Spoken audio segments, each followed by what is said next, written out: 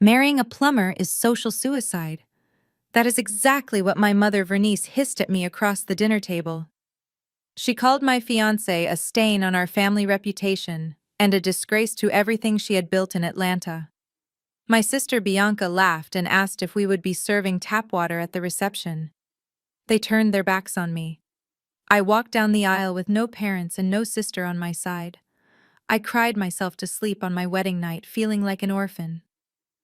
But 2 weeks later, everything changed. We were sitting in silence when the TV screen lit up during prime time. There was my husband, not fixing a toilet but accepting a national award for a water filtration patent worth $400 million. My phone started ringing. It did not stop. 138 missed calls, but by then it was too late to pick up. My name is Dominique, and at 32 years old, I thought I knew what humiliation felt like. I was wrong.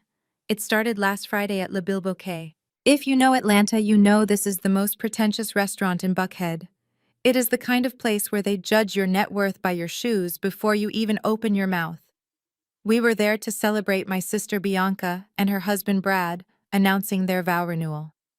But I had brought Dante to finally introduce him to the family. He was running late. A massive water main break at the elementary school in Southside had kept him working overtime. He texted me that he was coming straight from the site because he did not want to miss the toast. I stood outside the heavy oak doors, waiting for him, feeling a knot of anxiety tighten in my stomach. Ferraris and Porsches lined the valet stand. The air smelled of expensive perfume and old money. Then Dante walked up the driveway. He was wearing his blue work coveralls. His name Dante was stitched in white thread on the left chest pocket. He was clean.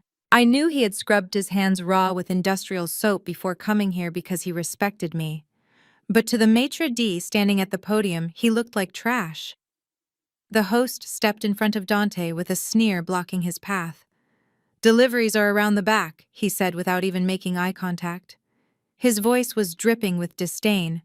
I stepped forward quickly, my heels clicking on the pavement.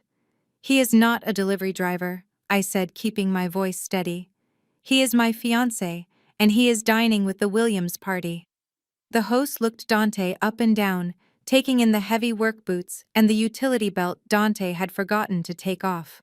"I am afraid we have a strict dress code," he said, crossing his arms. Before I could argue, the heavy doors swung open. Brad, my brother-in-law, stepped out, holding a crystal glass of scotch. He was wearing a suit that probably cost more than my car. I thought for a second he was coming to help us. I was so naive. Brad saw Dante and a cruel grin spread across his face. He didn't lower his voice. He projected it so everyone in the valet line could hear. "Hey everyone, look, the help is finally here." He turned to the security guard and laughed. "It is okay, let him in. I think the toilet in the men's room is clogged again." Laughter erupted from the people standing nearby. My face burned with shame. I looked at Dante, expecting him to be angry or to turn around and leave. But he didn't flinch. He just stood there tall and calm, looking Brad straight in the eye with a terrifying kind of silence. Brad took a sip of his scotch and smirked. "Come on in, Plumber. Try not to get grease on the tablecloths."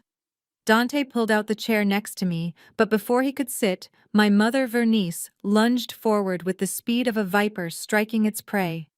She snatched a starched white linen napkin from the center of the table and spread it dramatically over the dark velvet cushion. Her movements were sharp and deliberate, ensuring every eye at our table and the surrounding ones was drawn to her performance. "Just a precaution," she said loudly enough for the neighboring table to hear. "This silk upholstery is imported from Italy. We cannot have industrial grime ruining it. The restaurant charges a fortune for damages, and I assume you do not have that kind of liability coverage in your line of work." My face burned hot. Dante was cleaner than any of them. He had showered at the facility before coming here, but to them, his blue-collar uniform was a contamination suit. Dante did not blink. He sat down on the napkin slowly with a dignity that made their behavior look even more childish. "Thank you, Mrs. Williams," he said, his voice steady and calm. "I appreciate you looking out for the furniture." My sister Bianca did not let the awkward silence linger. She extended her left hand across the table, waving it directly in Dante's face. The diamond on her finger was huge, 4 carats of ostentatious sparkle that blinded under the crystal chandelier. I knew for a fact Brad had financed it across 3 different credit cards, but in this moment, she looked like royalty, and she wanted Dante to feel like a peasant. "It is breathtaking, isn't it, Dante?" she asked, batting her false eyelashes. "Brad went to Tiffany yesterday. But I guess you would not know much about diamonds, would you?" She suddenly grabbed Dante's hand and pulled it onto the center of the table next to the flower arrangement. She gasped in mock horror, running a perfectly manicured finger over his rough knuckles and the small scar on his thumb. "Oh my God, look at these calluses," she shrieked. "They are like sandpaper. How do you even touch my sister with these hands without scratching her skin off? It must be like holding hands with a construction site. Dominique, does your skin get raw just being near him?" Brad chuckled, sipping his scotch and leaning back with a smug grin. "Hey, those hands unclog drains, honey," he said. "Show some respect for the sanitation workers of America. Someone has to deal with the filth so people like us do not have to." I felt the rage boiling in my throat like lava. I opened my mouth to scream at them, to tell them that Dante's hands built systems that saved lives, but my mother beat me to it. She reached for her heavy crystal goblet of ice water. Her eyes locked with mine, cold and calculating. With a casual flick of her wrist, she tipped the glass. Ice water cascaded onto Dante's lap, soaking his heavy work pants instantly. The ice cubes clattered onto the floor. The table went deadly silent. My mother did not even pretend to reach for a towel. She just smiled a tight, cruel smile and signaled the waiter for a refill. "Oh dear," she said without an ounce of regret in her voice. "Well, it is not a disaster. You are used to being wet anyway, aren't you, Dante? Since you play in toilets all day, a little clean water should be a refreshing change for you. Maybe it will help wash off the smell." The waiter approached our table with the discreet silence of a ghost holding the black leather check presenter.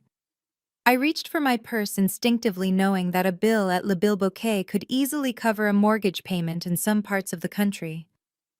But Brad intercepted the waiter with a snap of his fingers. He snatched the leather folder from the man's hand and opened it slowly, letting out a low whistle that sounded more like a jeer than surprise. $2,400. Brad announced the total to the table, raising his eyebrows at my father. He then slid the black folder across the white tablecloth until it hit the edge of Dante's water glass with a sharp thud. "You want to be the man of the house?" Dominique, Brad asked, leaning forward, his elbows digging into the table. "You want to marry into the Williams family? Then show us you can provide. Prove you are not just looking for a handout. Pick up the tab." My mother Vernice covered her mouth to hide a smile. She knew exactly what Brad was doing. They all believed Dante was living paycheck to paycheck on a plumber's wage. They thought this bill would bankrupt him for the month. They wanted to see him sweat. They wanted him to admit he couldn't afford a single dinner in their world. I felt the blood drain from my face. "Brad, this is ridiculous," I snapped, reaching for the check myself. "I invited him. I am paying." Dante's hand moved faster than mine. He placed his large palm over the leather folder, stopping me. His hand was warm and rough against the cool leather. He did not look at the bill. He did not even blink at the number Brad had announced. "I got it," he said, his voice dropping an octave. Brad laughed, a short barking sound. "Do they take iOS in your neighborhood, Dante? Or do you need to call your boss for an advance?" Dante stood up slowly. The chair scraped against the floor. He reached into the deep front pocket of his work coveralls, the one with the grease stain that my mother had been eyeing with disgust all night. He pulled out a thick roll of cash held together by a simple rubber band. The table went silent. It was not a wallet, it was a wad of $100 bills. To my family, this looked trashy. It looked like drug money or under-the-table labor. They did not understand that when you own the company, you do not need credit to prove your worth. Dante snapped the rubber band off and began peeling off bills. 1, 2, 3. He counted out $2,500 with a rhythmic precision, placing the crisp notes directly onto the tablecloth next to the untouched check. "Keep the change," he told the waiter who was staring wide-eyed at the cash. Dante looked down at Brad. Brad was staring at the money, his greed momentarily outweighing his arrogance. I could see him calculating how many overdraft fees that cash could cover. I opened my mouth to scream at them, to tell them that this game was cruel and pathetic. But Dante turned to me. He placed a hand on my shoulder and squeezed gently. His eyes were dark and intense, like the ocean before a hurricane. There was no fear in them, only a terrifying calm. It was a look that said, "Do not interfere." It was a look that promised a reckoning was coming, but not here, and not tonight. "We are leaving," Dante said. And for the first time that night, nobody at the table dared to say a word, as he guided me away from the only family I had ever known. The sun had barely risen over the Atlanta skyline when the vibration of a cell phone shattered the morning silence. It was exactly 6 o'clock. Dante was already awake, standing by the window with a mug of black coffee, his silhouette framed by the orange glow of dawn. He looked at the caller ID and his jaw tightened. He walked over to the bed where I was still waking up and held the phone out so I could see the screen. It was my father, Elijah. Dante did not say a word. He simply pressed the answer button and tapped the speaker icon, placing the phone on the nightstand between us. He wanted me to hear this. He needed me to know exactly who we were dealing with. "Good morning, Dante." My father's voice boomed into the quiet room. He sounded crisp and businesslike, as if he were closing a deal rather than calling his future son-in-law at the crack of dawn. "I assume you are awake. People in your line of work usually have to punch a clock by now, right?" Dante took a sip of coffee. "Good morning, Elijah. To what do I owe the pleasure?" "I want to cut to the chase," my father said. "I saw the little stunt you pulled with the cash last night. Very theatrical. But we both know that was probably your entire life savings. Maybe even a loan shark advance. You made your point, but let us be realistic. You cannot afford my daughter." I sat up in bed, pulling the sheets tight against my chest. My heart began to pound against my ribs. "I am prepared to offer you a one-time settlement," my father continued, his voice dropping to a conspiratorial whisper. $50,000. Cash. Wiring it to you today. All you have to do is break off the engagement. Tell her you got cold feet. Tell her you found someone else. I do not care what lie you tell, just make her go away." Dante looked at me, his eyes filled with a mixture of sadness and resolve. "And why would you pay that much to get rid of me, Elijah?" Dante asked. "Because I am trying to save this family from embarrassment," my father snapped. "And frankly, I am doing you a favor, son. Dominique is a sweet girl, but let us be honest. She is the weak link in this family. She has no ambition. She works for a charity, for God's sake. She brings nothing to the table but emotional baggage. If you marry her, you inherit her debts and her mediocrity. I am offering you a clean break and enough money to fix whatever debts you undoubtedly have. Take the 50 grand and walk away before you drown." Tears streamed down my face, hot and fast. Hearing my own father call me the weak link, the mediocrity, confirmed every insecurity I had ever felt growing up in his house. Dante leaned over and spoke directly into the microphone, his voice dropping to a lethal calm. "Keep your money, Elijah. In fact, you should probably put that 50,000 into a high-yield savings account. Based on what I saw of your son-in-law's spending habits last night, you are going to need every penny of it very soon." Dante hung up the phone before my father could respond. The room fell silent again, but the air had changed. The sadness in me was evaporating, replaced by a cold, hard anger. They did not just hate Dante, they despised me. And that was the fuel I needed for what was coming next. I thought my father's bribery attempt was the lowest my family could sink. I was wrong. My sister Bianca did not just want to ruin my engagement, she wanted to erase my existence. I was sitting at my desk at the nonprofit, trying to focus on a grant proposal, when my phone screen lit up with an Instagram notification. "Bianca Williams is live." My stomach turned. Bianca only went live when she wanted attention or when she wanted to destroy someone. Against my better judgment, I tapped the screen. There she was, sitting in her massive walk-in closet surrounded by designer bags that I knew were mostly leased.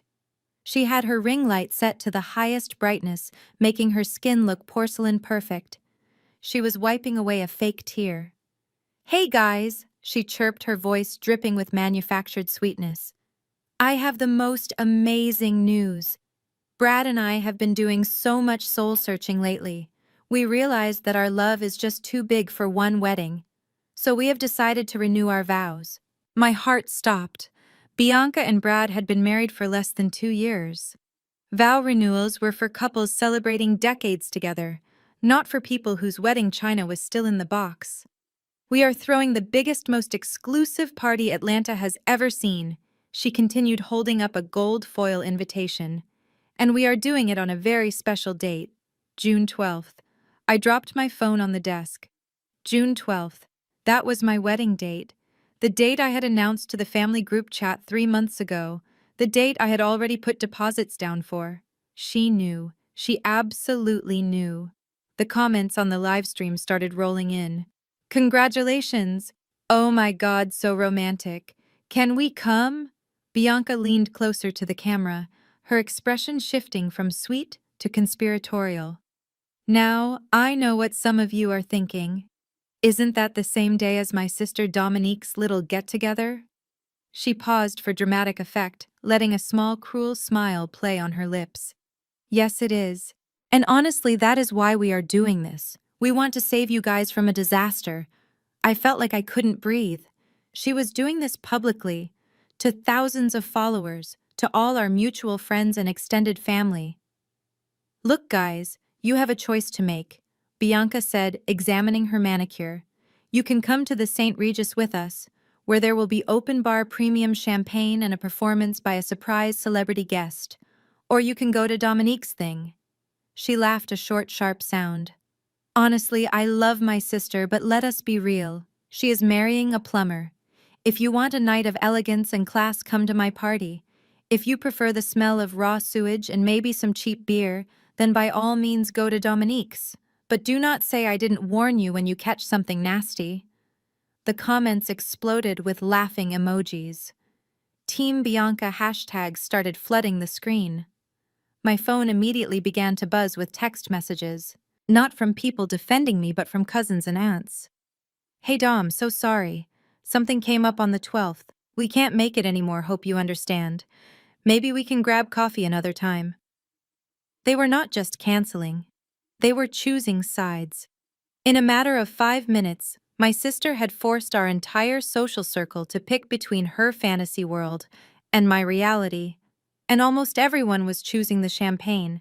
I stared at the screen where Bianca was blowing kisses to her fans. She had declared war. She did not just want to outshine me. She wanted me to walk down that aisle to an empty room. She wanted to prove that without the family approval, I was nobody. I picked up my phone and typed a message to Dante. "We need to talk. They are trying to bury us." His reply came 10 seconds later. "Let them dig. They are just making the hole deep enough to bury themselves." The knock on my door 3 days later was not a request. It was a demand. I opened the door of my one-bedroom apartment to find my mother standing in the hallway wearing a Chanel suit that cost more than my car. She did not say hello. She simply pushed past me into the living room, her nose wrinkling as if she had just stepped into a garbage dump. "It smells like pine sol in here," she said, running a gloved finger over my IKEA bookshelf. "I suppose that fits your new lifestyle. Cheap and abrasive." I closed the door and crossed my arms. "What do you want, Mother? I have a shift at the shelter in an hour." Vernice did not sit down. She opened her crocodile skin Birkin bag and pulled out a thick document bound in blue legal paper.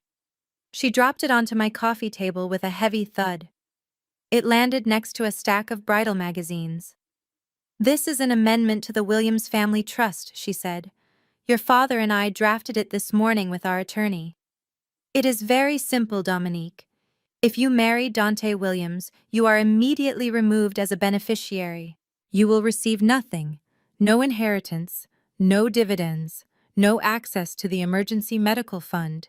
You will be cut off completely. I looked at the document. I knew exactly what was in that trust. It was millions of dollars. It was financial security for generations. It was the golden handcuffs my parents had used to control me my entire life. You are forcing me to choose between money and my future husband. I asked, my voice trembling slightly. I am forcing you to choose between dignity and poverty, she corrected me. If you marry that man, you are choosing a life of struggle. I am just formalizing the consequences. Sign the annulment papers we prepared, or say goodbye to your birthright. She looked at me with a triumphant gleam in her eyes. She thought she had won. She thought that, like Bianca, I would do anything to keep the credit cards working. She thought I was afraid of being poor. She did not realize that I had already learned what real wealth was. I walked over to the table and picked up the document. The paper felt heavy and expensive in my hands.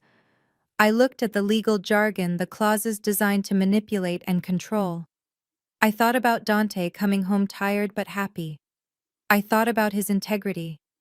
I thought about how he tipped waitresses 50% and stopped to help strangers change tires in the rain.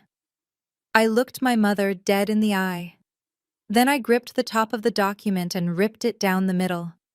The sound of tearing paper was loud in the small apartment. My mother gasped, her hand flying to her pearl necklace. "What are you doing?" she screeched. "That is a legal document." I tore it again and again until the trust fund was nothing but a pile of blue and white confetti on the floor. "Get out of my house, Mother," I said, pointing to the door, "and take your money with you.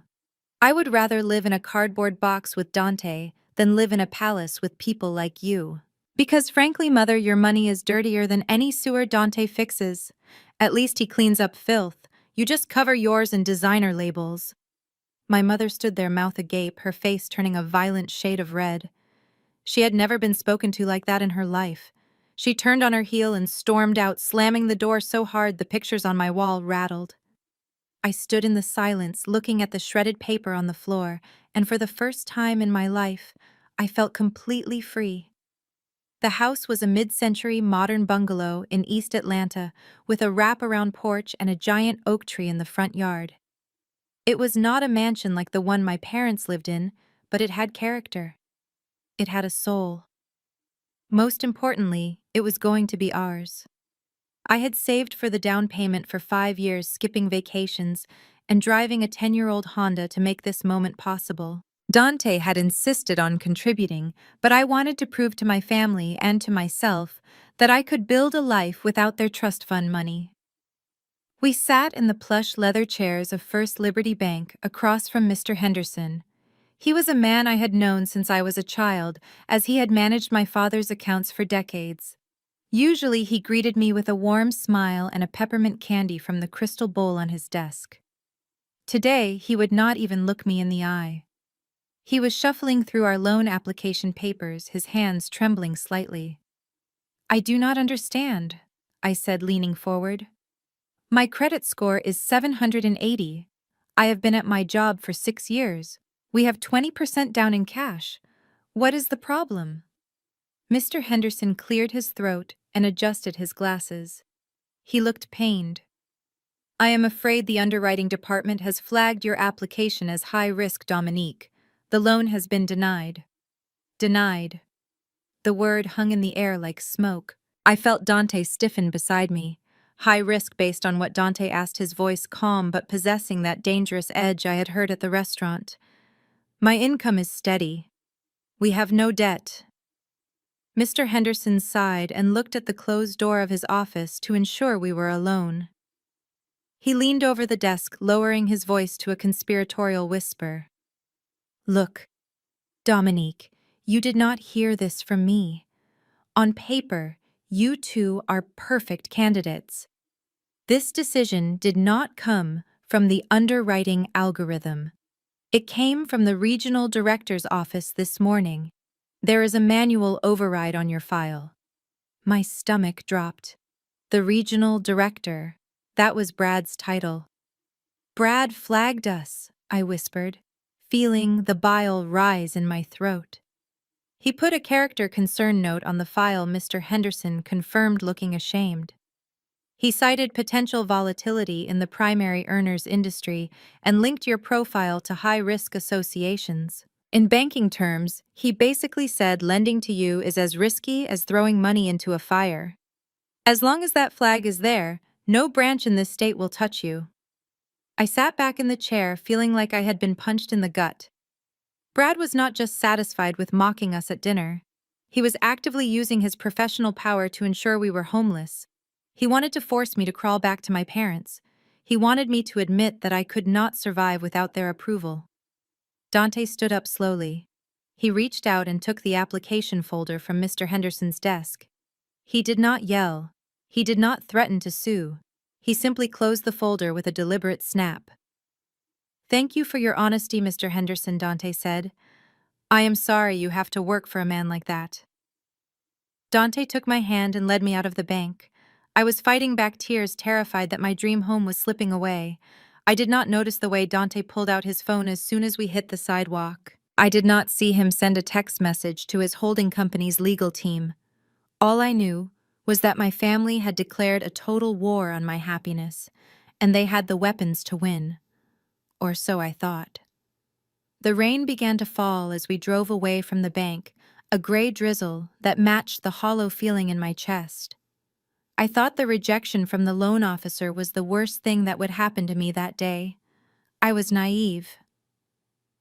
As Dante turned his truck onto my street, I saw a pile of debris on the sidewalk.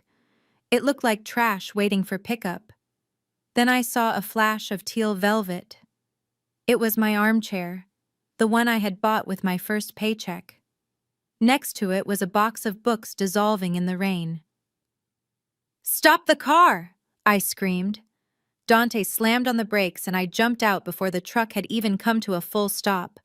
The rain was coming down harder now, soaking my blouse instantly. I ran to the pile. My clothes were in garbage bags. My lamps were broken. My entire life had been tossed onto the concrete like refuse. Mr. Russo, my landlord, was standing under the awning of the building holding a clipboard. He refused to look me in the eye. "What is going on?" I yelled, grabbing a wet box of photos. "My lease is not up for another 6 months. You cannot do this. It is illegal." Mr. Russo finally looked up. He looked tired. "It is not illegal if the building changes ownership, Dominique." The new owner invoked the renovation clause. He wants the building vacated immediately. He paid the penalty fees in cash. "New owner?" I asked, wiping water from my eyes. "Who buys a crumbling apartment building in East Atlanta on a Tuesday afternoon?" Mr. Russo flipped a page on his clipboard. He hesitated. "It was a direct purchase by Williams Real Estate Holdings. The contract was signed an hour ago." "Your father bought the building, Dominique. He bought the whole damn building just to kick you out." I felt the ground sway beneath me. My father. He had not just cut me off. He had spent hundreds of thousands of dollars to buy a property he did not want just to ensure I had nowhere to sleep. He was not trying to teach me a lesson. He was trying to break my spirit. He wanted me to come crawling back home, wet and broken, begging for forgiveness. Dante appeared beside me. He had pulled a tarp from his truck and was covering my things. He did not waste time yelling at Mr. Russo. He did not waste energy on anger. He moved with the efficiency of a man who solved problems for a living. "He bought the building," Dante said, his voice cutting through the sound of the rain. "Good. That means he is desperate. He is spending real capital to fight us. That means we are winning, Dom." "Winning," I sobbed, holding a ruined photo of my grandmother. "We are homeless, Dante. We have no house. We have no apartment. We have nothing." Dante stopped. He grabbed my shoulders and turned me to face him. Rainwater dripped from his nose, but his eyes were burning with intensity. "We are not homeless. I have a place. It is not ready. It is a construction site. But it has a roof, and it is mine. He cannot buy it, and he cannot kick us out. Get in the truck." I looked back at the building one last time. My father thought this would break me, but as I watched Dante lift a heavy dresser into the truck bed with a single grunt of effort, I realized something. My father had money. But he did not have this. He did not have a man who would stand in the rain and rebuild a life from the wreckage. I wiped my face and climbed into the truck. The drive to Dante's property was silent. We left the city lights behind us, and the neighborhoods began to change. The manicured lawns of Buckhead gave way to the cracked pavement and chain-link fences of the industrial district. My heart sank lower with every mile. I had told my mother I would rather live in a box than under her control. But as Dante turned his truck onto a gravel road lined with overgrown kudzu, I was terrified that I had spoken a prophecy into existence. He pulled up to a structure that could barely be called a house. It was a small brick bungalow that looked like it had been abandoned for a decade. The roof shingles were curling like dead leaves. The windows were boarded up with plywood that had turned gray with rot. A no trespassing sign hung crookedly from a single nail on the front door. "Home sweet home," Dante said, killing the engine. I stared at the peeling paint, trying to force a smile, but my lip trembled. This was it. This was the bottom.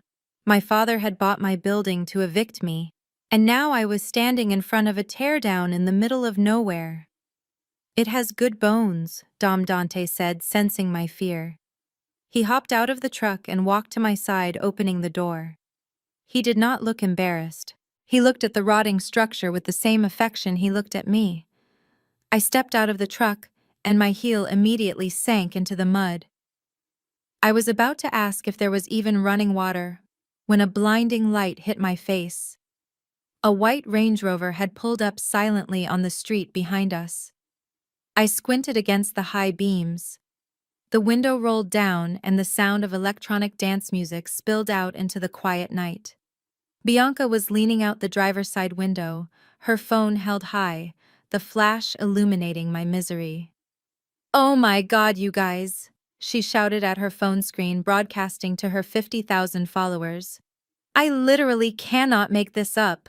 Look where the princess has landed." She panned the camera from the rotting porch to Dante's muddy truck, and finally to me standing there in my wet clothes holding a box of kitchenware. "Mom was right," Bianca laughed. "You really did move into the gutter."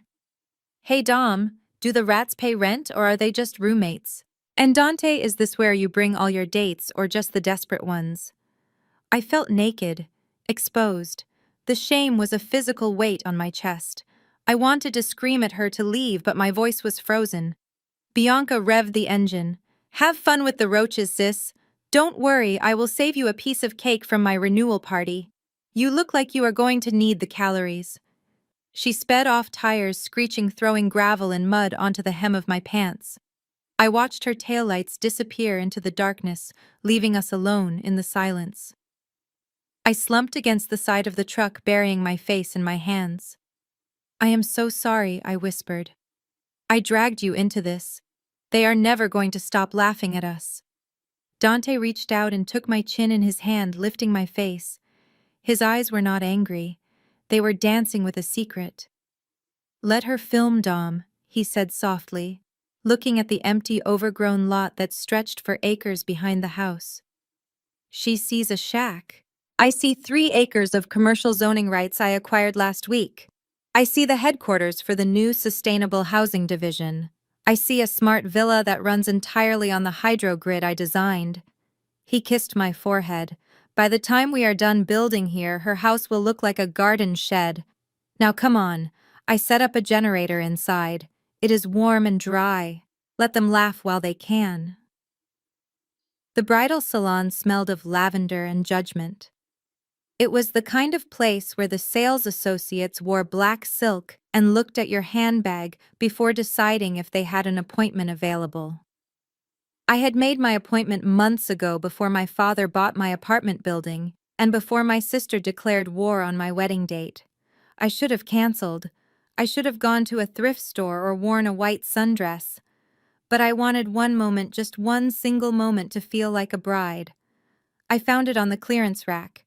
It was a simple A-line gown with delicate lace sleeves. It did not have the train of a royal wedding dress or the crystals of a Disney princess gown. But when I looked in the mirror, I did not see the woman sleeping on an air mattress in a construction site. I saw Dominique, the woman Dante loved. I felt beautiful for the first time in weeks. I carried the dress to the counter, my hands trembling slightly. It was $800. A stretch for our current situation, but I had set aside this cash in my personal savings account specifically for this. I pulled out my debit card, the one linked to an account Brad and my father had no access to. Or so I thought. The sales associate, a woman with severe glasses and a tight bun, swiped the card. She frowned. She swiped it again. "I am sorry, miss," she said loudly enough for the other customers to hear. "This card has been declined. The system says the account is frozen due to suspected fraudulent activity." My blood ran cold. Frozen. Brad. He must have used his connections at the bank to flag my personal accounts too. He was not just blocking loans, he was strangling my liquidity. "Please try it again," I whispered, feeling the familiar heat of shame rising in my cheeks. "There is money in there. It has to be a mistake. It is not a mistake." The clerk sighed, sliding the card back across the glass counter like it was contaminated. "It says, 'Do not honor.' Do you have another form of payment?" Before I could answer, the heavy glass doors of the salon swung open. My mother Vernice swept in, followed closely by Bianca. They looked like they had stepped out of a magazine photo shoot. Bianca was glowing, holding a venti latte, while my mother barked orders at a terrified assistant trailing behind them. "Well, this is awkward," Bianca said, spotting me immediately. She walked over her heels, clicking sharply on the marble floor. She looked at the dress on the counter and then at my frozen face. "Card trouble, sis. I told you Brad has friends everywhere. You really should check your balance before you waste these people's time." My mother glided to the counter, ignoring me completely. She placed a platinum card on the glass surface. "We are here for Bianca's pickup," Vernice announced to the clerk. "The custom Vera Wang for the renewal. And add that veil we looked at last week. The cathedral-length one." The clerk's face transformed instantly. The disdain vanished, replaced by a sycophantic smile. "Of course, Mrs. Williams, right away." Vernice finally turned to look at me. She scanned my outfit, noting the mud on my boots from Dante's driveway. She looked at the modest dress on the counter and let out a short, derisive laugh. "Do not sell that to her," she said to the clerk, pointing a manicured finger at my gown. "She cannot afford it. And frankly, looking at her current living situation, she will just get it dirty before she even walks down the aisle. We cannot have the Williams name associated with a bride who looks like she rolled around in a pigsty." The clerk nodded, looking at me with renewed disgust. "I am afraid we cannot hold merchandise without a deposit, miss. If you cannot pay, you need to leave." I looked at my mother, expecting to see a flicker of hesitation, a moment of maternal regret. There was none. She was enjoying this. She was enjoying watching her daughter being treated like a vagrant. I grabbed my declined card and shoved it into my pocket. I did not cry. I was done crying for them.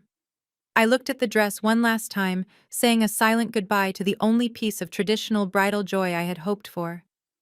"Keep the dress," I said to the clerk, my voice shaking with suppressed rage. "My mother is right. It is too clean for the mess this family has become."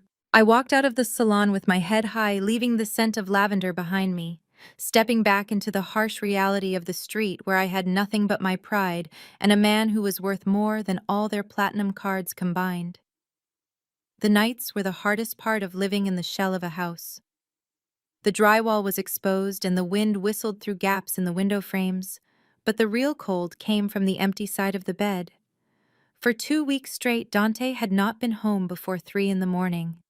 When he finally stumbled through the door, his boots heavy on the plywood subfloor, he did not smell like sewage or plumbing glue. He smelled sharp and acrid. It was a mix of chlorine, sulfur, and something metallic like burnt ozone. I sat up on the air mattress, pulling the quilt tight around my shoulders to ward off the draft. "You are home late," I whispered, checking the time on my phone. It was nearly 4 in the morning. He did not look at me.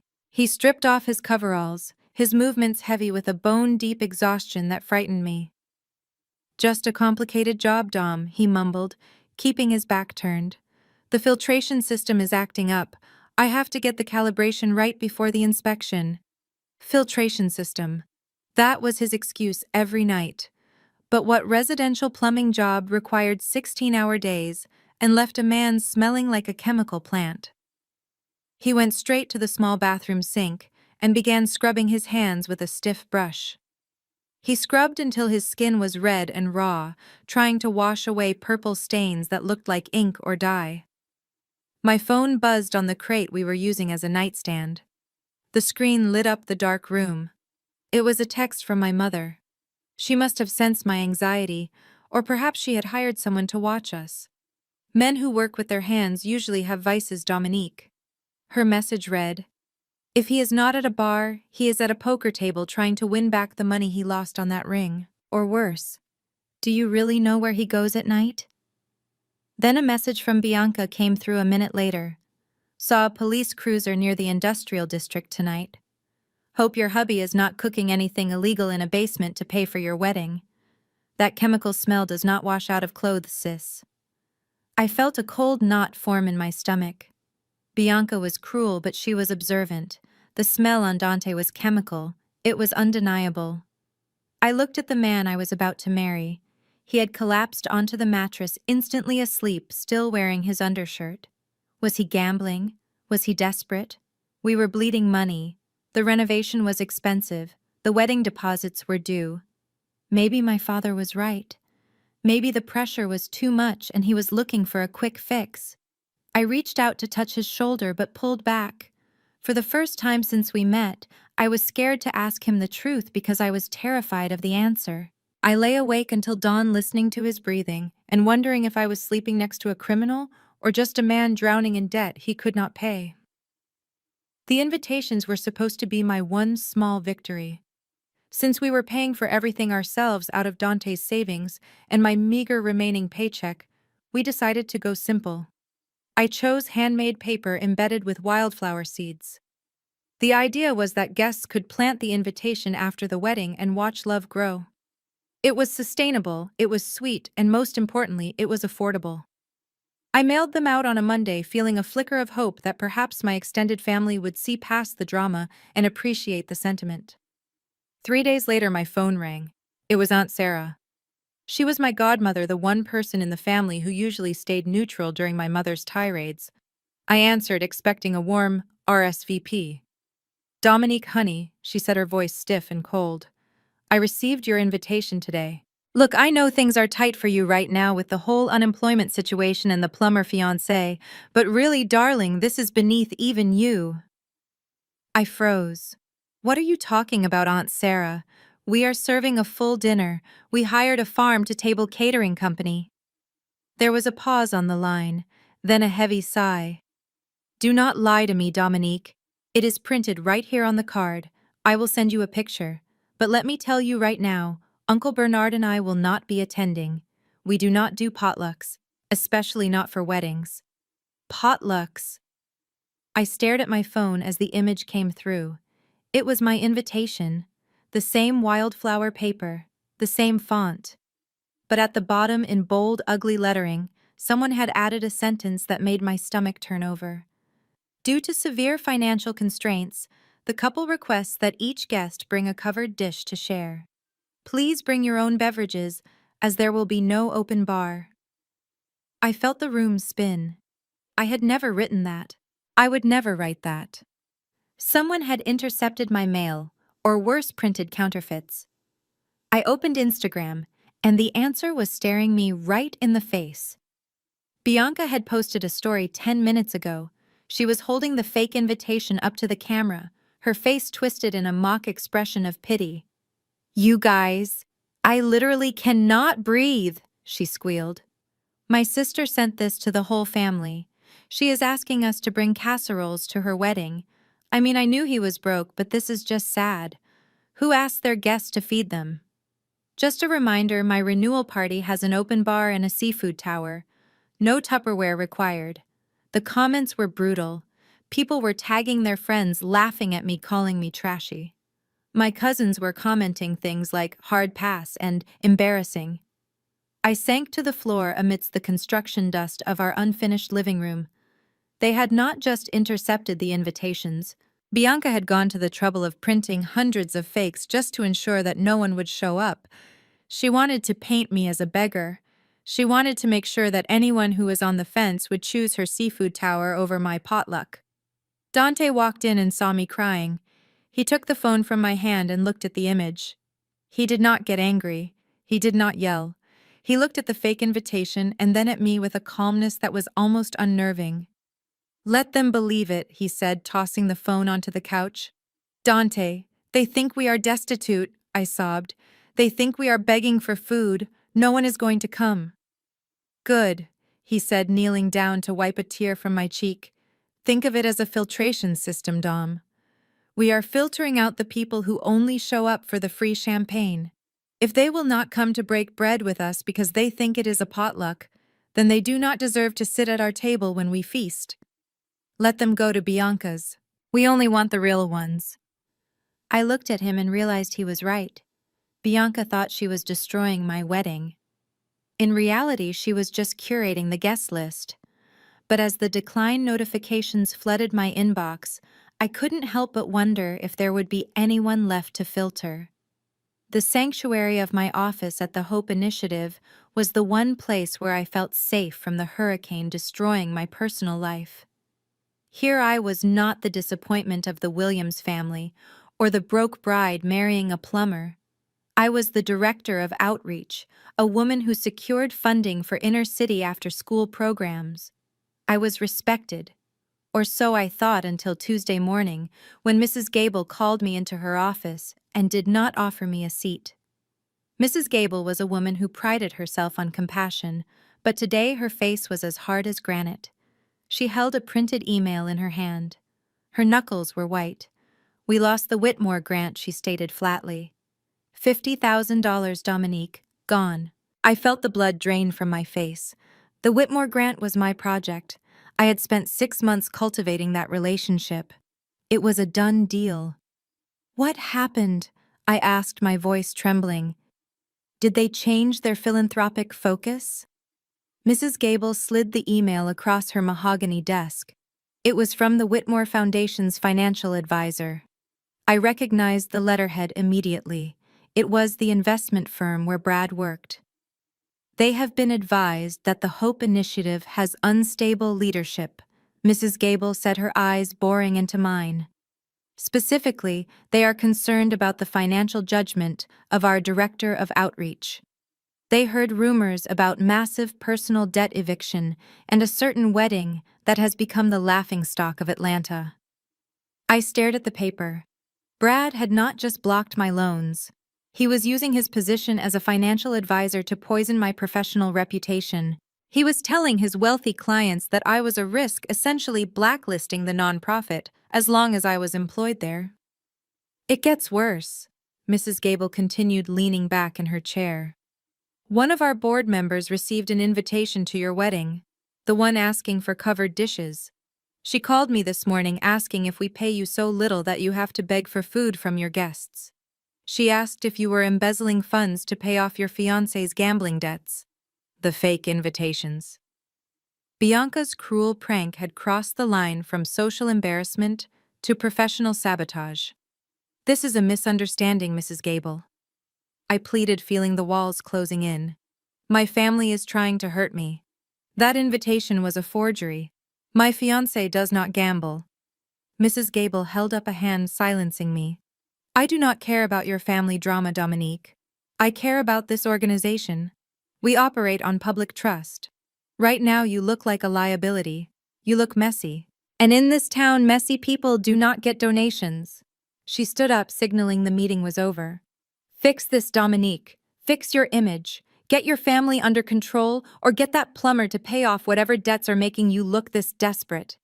If we lose one more donor because of your personal circus, I will have to ask for your resignation. You have until the wedding to turn this around." I walked out of her office feeling like I was walking the plank. The cubicles outside were quiet. My co-workers were typing away, unaware that I was one email away from losing the career I had built for a decade.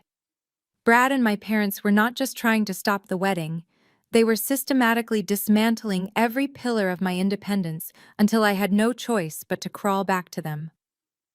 I went to the bathroom, locked the stall door, and pressed my forehead against the cold metal, trying to remember how to breathe. They wanted to starve me out. They wanted me broken. But as I wiped my eyes and looked in the mirror, I realized that if I quit now, everything Dante was working for would be in vain. I straightened my blazer. I would not let them win. I would not let them take my dignity along with my paycheck. The pepperoni pizza was cold, but I could not bring myself to eat another slice. In movies, the night before the wedding is filled with laughter and clinking champagne glasses. There are toasts from fathers who are trying not to cry, and mothers adjusting veils.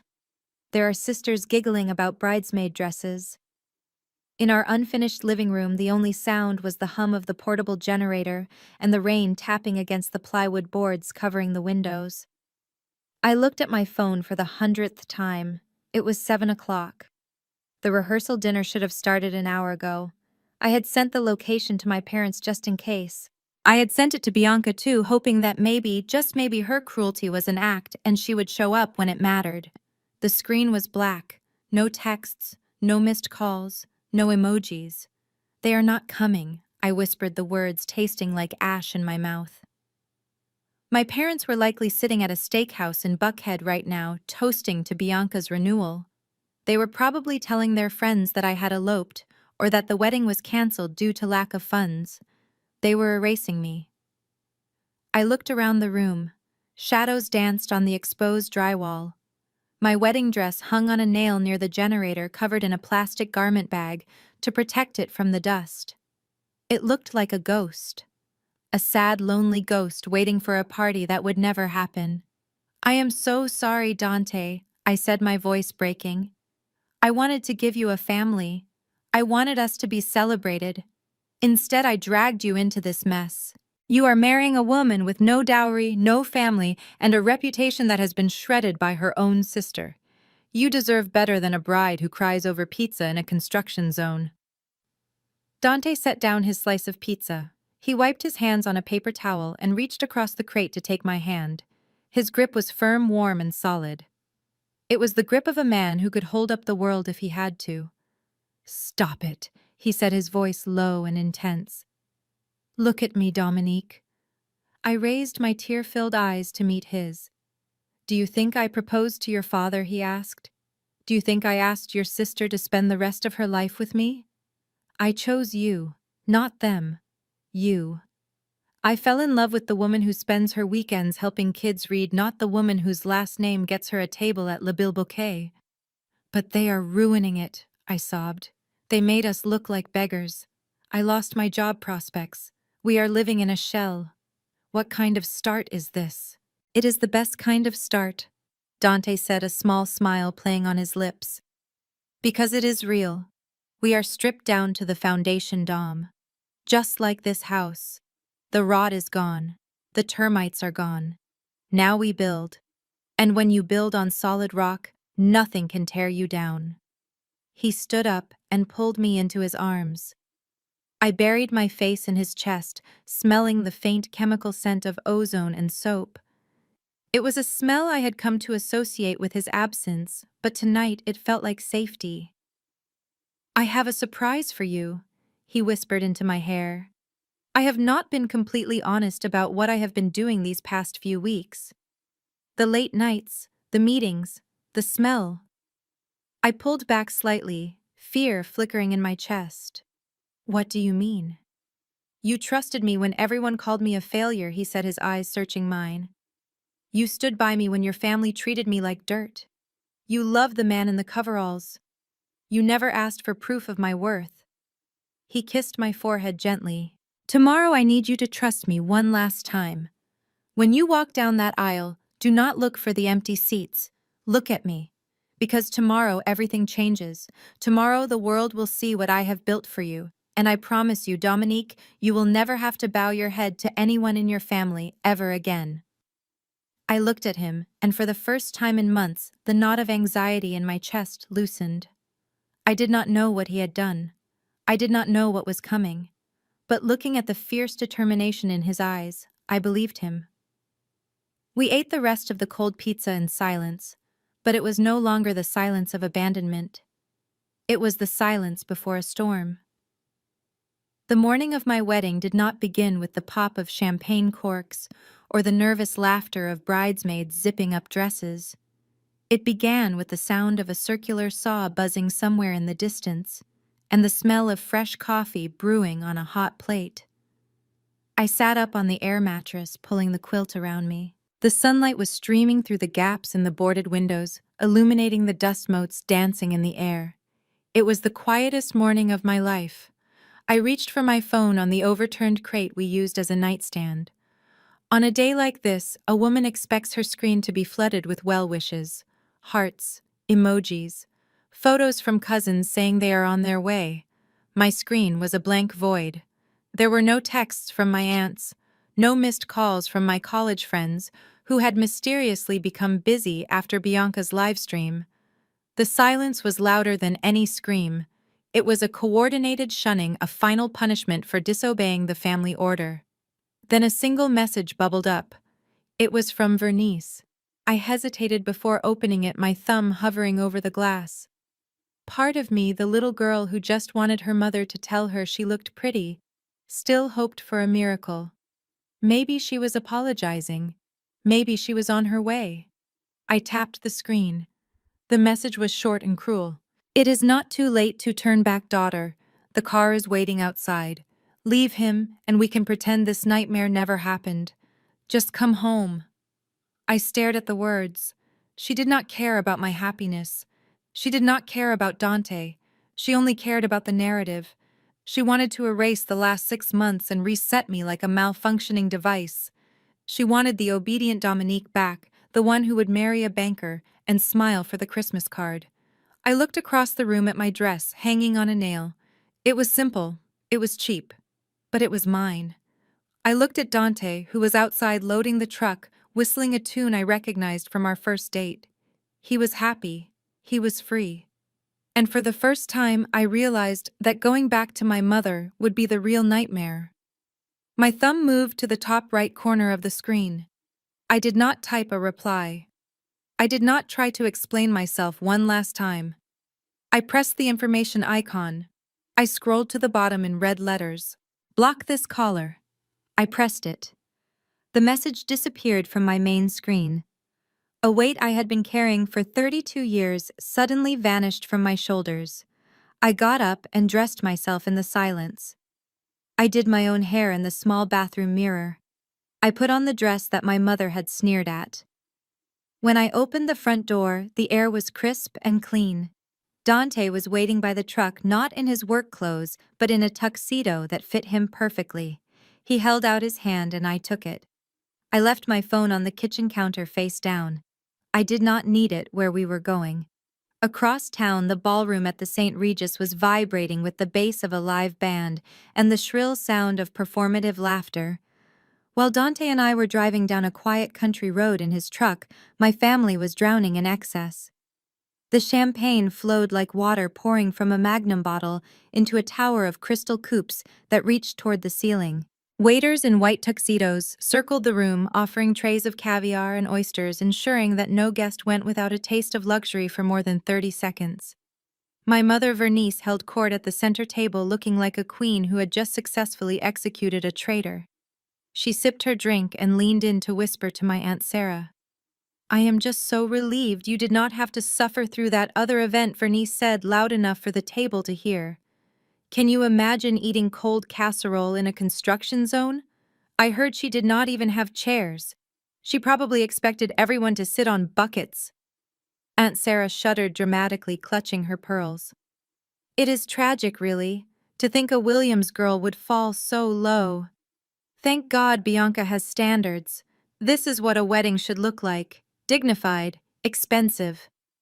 Bianca was twirling in the center of the dance floor in her custom Vera Wang gown.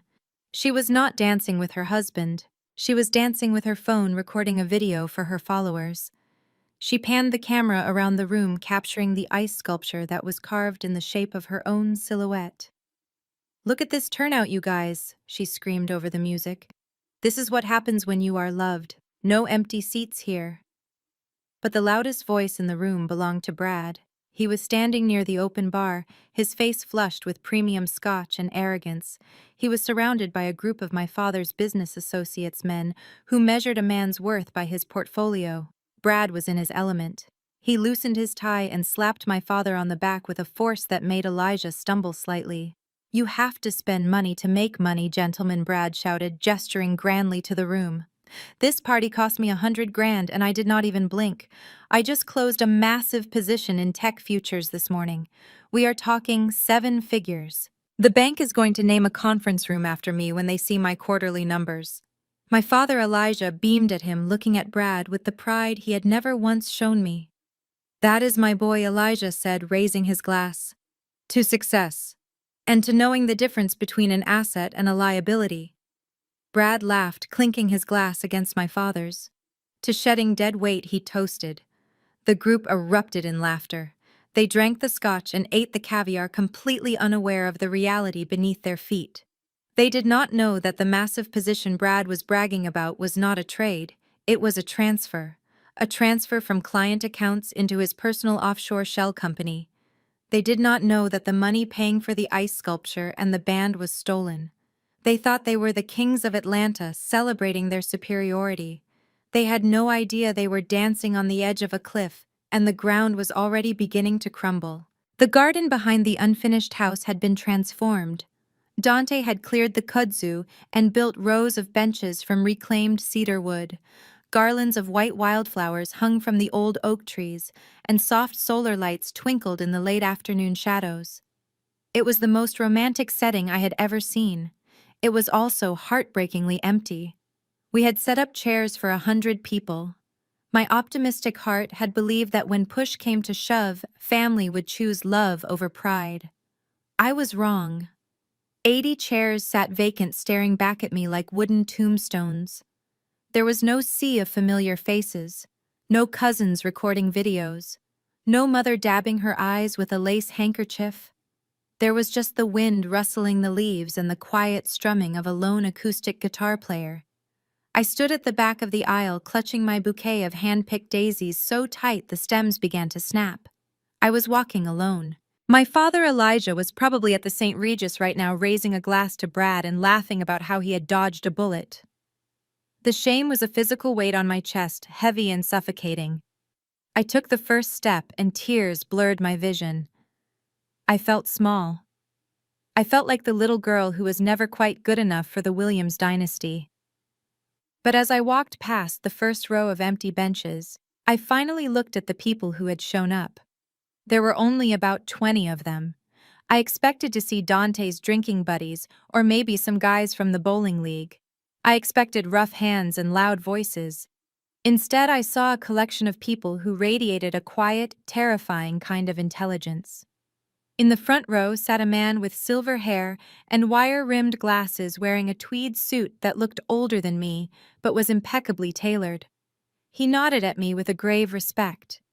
Next to him was a woman with sharp eyes and a posture of steel, wearing a simple navy blazer. These people did not look like plumbers. They looked like the people whose names appeared on university buildings or patent filings. Dante did not wait for me at the altar. When he saw me falter halfway down the aisle, he broke protocol.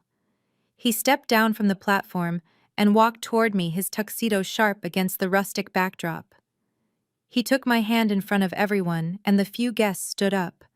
They did not stand out of obligation. They stood with a reverence that confused me. "Who are these people?" I whispered to Dante as he tucked my arm through his. Dante smiled, looking at the silver-haired man. "That is Dr. Eris Thorne, Dean of Civil Engineering at Georgia Tech. And the woman next to him is Sarah Jenkins. She runs the National Water Sanitation Union. They are my mentors, Dom. And today, they are our family." I looked back at the small crowd. I saw chief engineers. I saw environmental scientists. I saw men and women who built the infrastructure of this country. They were not here for free shrimp or open bars. They were here because they respected the man standing next to me. For the first time that day, the 80 empty chairs did not matter. My family had chosen to sit with influencers and bank fraudsters. I was standing with the architects of the future. I squeezed Dante's hand and lifted my chin. I was ready to marry the plumber. Just as the officiant cleared his throat to begin the ceremony, a low rumble vibrated through the soles of my shoes. It sounded like thunder, but the sky above was a piercing cloudless blue. I turned my head toward the gravel driveway, expecting to see another guest arriving late, or perhaps the police coming to shut us down for a zoning violation. Instead, a massive black truck emblazoned with a silver satellite dish on its roof rolled slowly onto the property. It was followed by two sleek SUVs with tinted windows. This was not a local news van looking for a cat stuck in a tree. This looked like a motorcade for a head of state. The vehicles came to a halt, and doors flew open in perfect synchronization. Men and women dressed in black tactical gear with headsets jumped out. They weren't carrying weapons. They were carrying cameras. Not iPhone cameras for a live stream, but massive cinema-grade rigs that looked like they belonged on a Hollywood set. I gripped Dante's arm so hard I felt his muscles tense under his tuxedo jacket. "What is going on?" I hissed, my heart hammering against my ribs. "Is this Brad? Did he send the media to humiliate us? To broadcast our poverty to the world?" Dante covered my hand with his. His pulse was steady. "Just breathe, Dom. It is okay." A woman with a clipboard and a headset walked briskly toward the altar. She didn't look at the empty chairs. She didn't look at the unfinished house. She looked at the lighting. She looked at the angles. She signaled to a cameraman who immediately hoisted a rig onto his shoulder and pointed a lens the size of a dinner plate directly at us. "Excuse me," I said, stepping forward, my voice shaking. "This is a private ceremony. You cannot be here. Please leave." The woman stopped and looked at me. Her expression softened. She didn't look at me with pity or disdain. She looked at me with a kind of awe. "Mrs. Williams," she said, her voice respectful and professional. "I am Sarah, the lead director for the American Innovators series. We have been following Dante's work on the Aqua Pure project for 6 months. We have footage of him in the lab, footage of him in the tunnels, and footage of the breakthrough.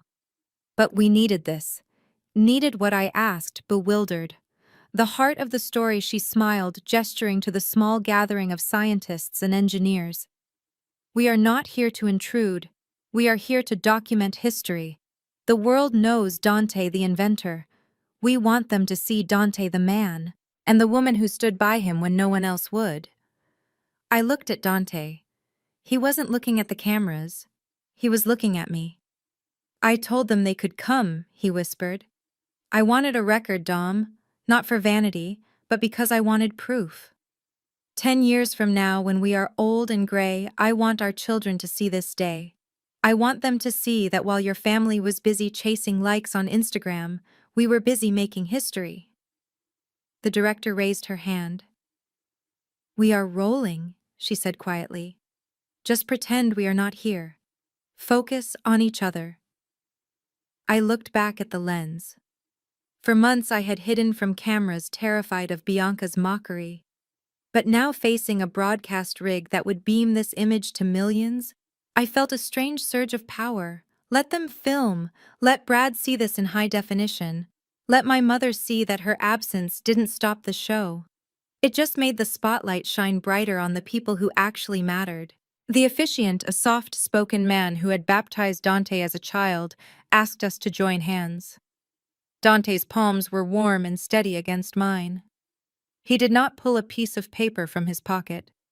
He did not need cheat sheets for what he was about to say.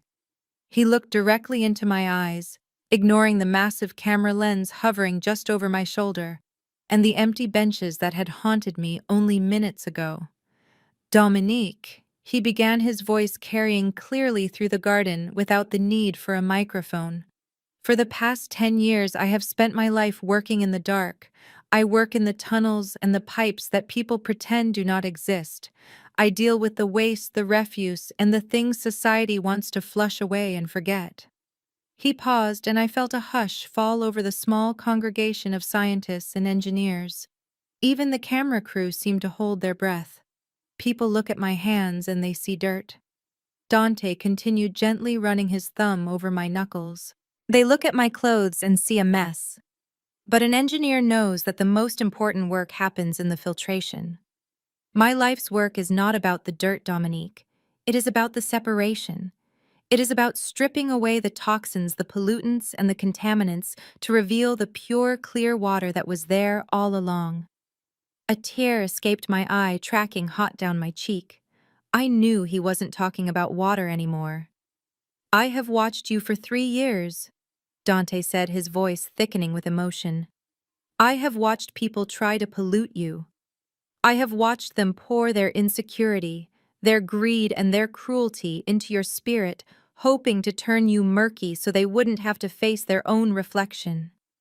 They tried to tell you that you were worthless because you didn't sparkle with diamonds. But they didn't understand the chemistry of a soul like yours." He squeezed my hands tighter, anchoring me as my knees began to tremble. "You remained pure," he whispered. "No matter how much toxicity they dumped on you, you remained kind. You remained generous. You remained you. And that is why I am standing here today. Not to save you. You do not need saving. I am standing here to be your filter. I promise you from this day forward, I will be the barrier between you and the sludge of the world. I will block out the noise, the judgment, and the shallow expectations. I will strip away anything that tries to dim your light. We are going to build a life that is clean, Dominique. A life that is honest. Let them keep their gold-plated faucets. I would rather have the pure water that flows through them. And with you I have found the purest thing on earth." The dam inside me finally broke. It wasn't a polite silent cry. It was a sob that wrenched itself from the bottom of my chest, a release of 32 years of pain. I realized in that moment that the empty chairs behind me weren't a punishment. They were the first act of filtration. Dante had not just married me, he had cleaned my life. The toxins were gone. The pollutants were at the St. Regis drinking champagne. And I was standing in the garden, finally clean. I nodded, unable to speak, and the small crowd of geniuses stood up and applauded, not with polite golf claps, but with the thunderous approval of people who recognized a breakthrough when they saw one. The sun began to dip below the horizon, casting a golden glow over the reclaimed wood tables. I had expected paper plates and plastic forks. I had expected the humiliating potluck my sister had mocked. Instead, the air was filled with an aroma so complex and rich, it made my mouth water instantly. It smelt of truffle saffron and wood-fired earth. A man in a pristine white chef's coat but no hat walked over to our table. He carried a large rustic platter. I recognized him immediately. It was Chef Marco, the head of the only 3 Michelin star restaurant in Atlanta. A man whose waiting list was 6 months long. Dante stood up and hugged him. "Marco. Good to see you, my friend." Chef Marco beamed, placing the platter down. "For you, Dante, only the best. This is wild boar ragu hunted this morning in the Blue Ridge Mountains, served with hand-rolled pappardelle and a 20-year-old balsamic glaze. No charge. Consider it a wedding gift for the man who fixed my restaurant's water filtration system when the city couldn't figure it out." I stared at the food. This was not a catered meal. This was a private dining experience that billionaires couldn't buy. My family was eating shrimp cocktail at the St. Regis while we were eating art prepared by a culinary legend. As the wine began to flow, a vintage red brought by the Dean of Engineering, the conversation shifted. I sat quietly listening to the hum of voices around me. I expected them to talk about sports or the weather. Instead, the air was thick with words I barely understood. "So Dr. Thorne said, cutting into his bore. "The patent filing for the membrane technology. I saw it went through last Tuesday. Congratulations. That is a game changer for the Sub-Saharan Infrastructure Project." Dante nodded, taking a sip of wine. It was tight for a minute there. We had to prove the durability testing exceeded federal standards by 300%. But yes, we are greenlit for production in Kenya next month. Sarah, the union leader, leaned in. The contract value is public now, right? I heard rumors it capped at 80 million for the initial phase. Dante shrugged casually, as if discussing the price of milk. 85, actually, plus royalties on the filtration units. But the money is secondary. The important thing is that it will provide clean water to 4 million people. I dropped my fork. It clattered loudly against the ceramic plate. 85 million. I looked at Dante. He was wiping sauce from his lip, looking completely at ease. This was the man who drove a 10-year-old truck. The man my mother called a peasant. The man who let my sister humiliated him over a $2,000 wine bill. Dante. I whispered, my voice trembling. What are they talking about? What patent? Dante turned to me and smiled the same crooked smile I fell in love with. He reached under the table and squeezed my knee. We will talk about the details later, Dom. Tonight, just eat. Tonight we celebrate the fact that while your family is chasing status, we are chasing solutions. I looked around the table again. These weren't just guests.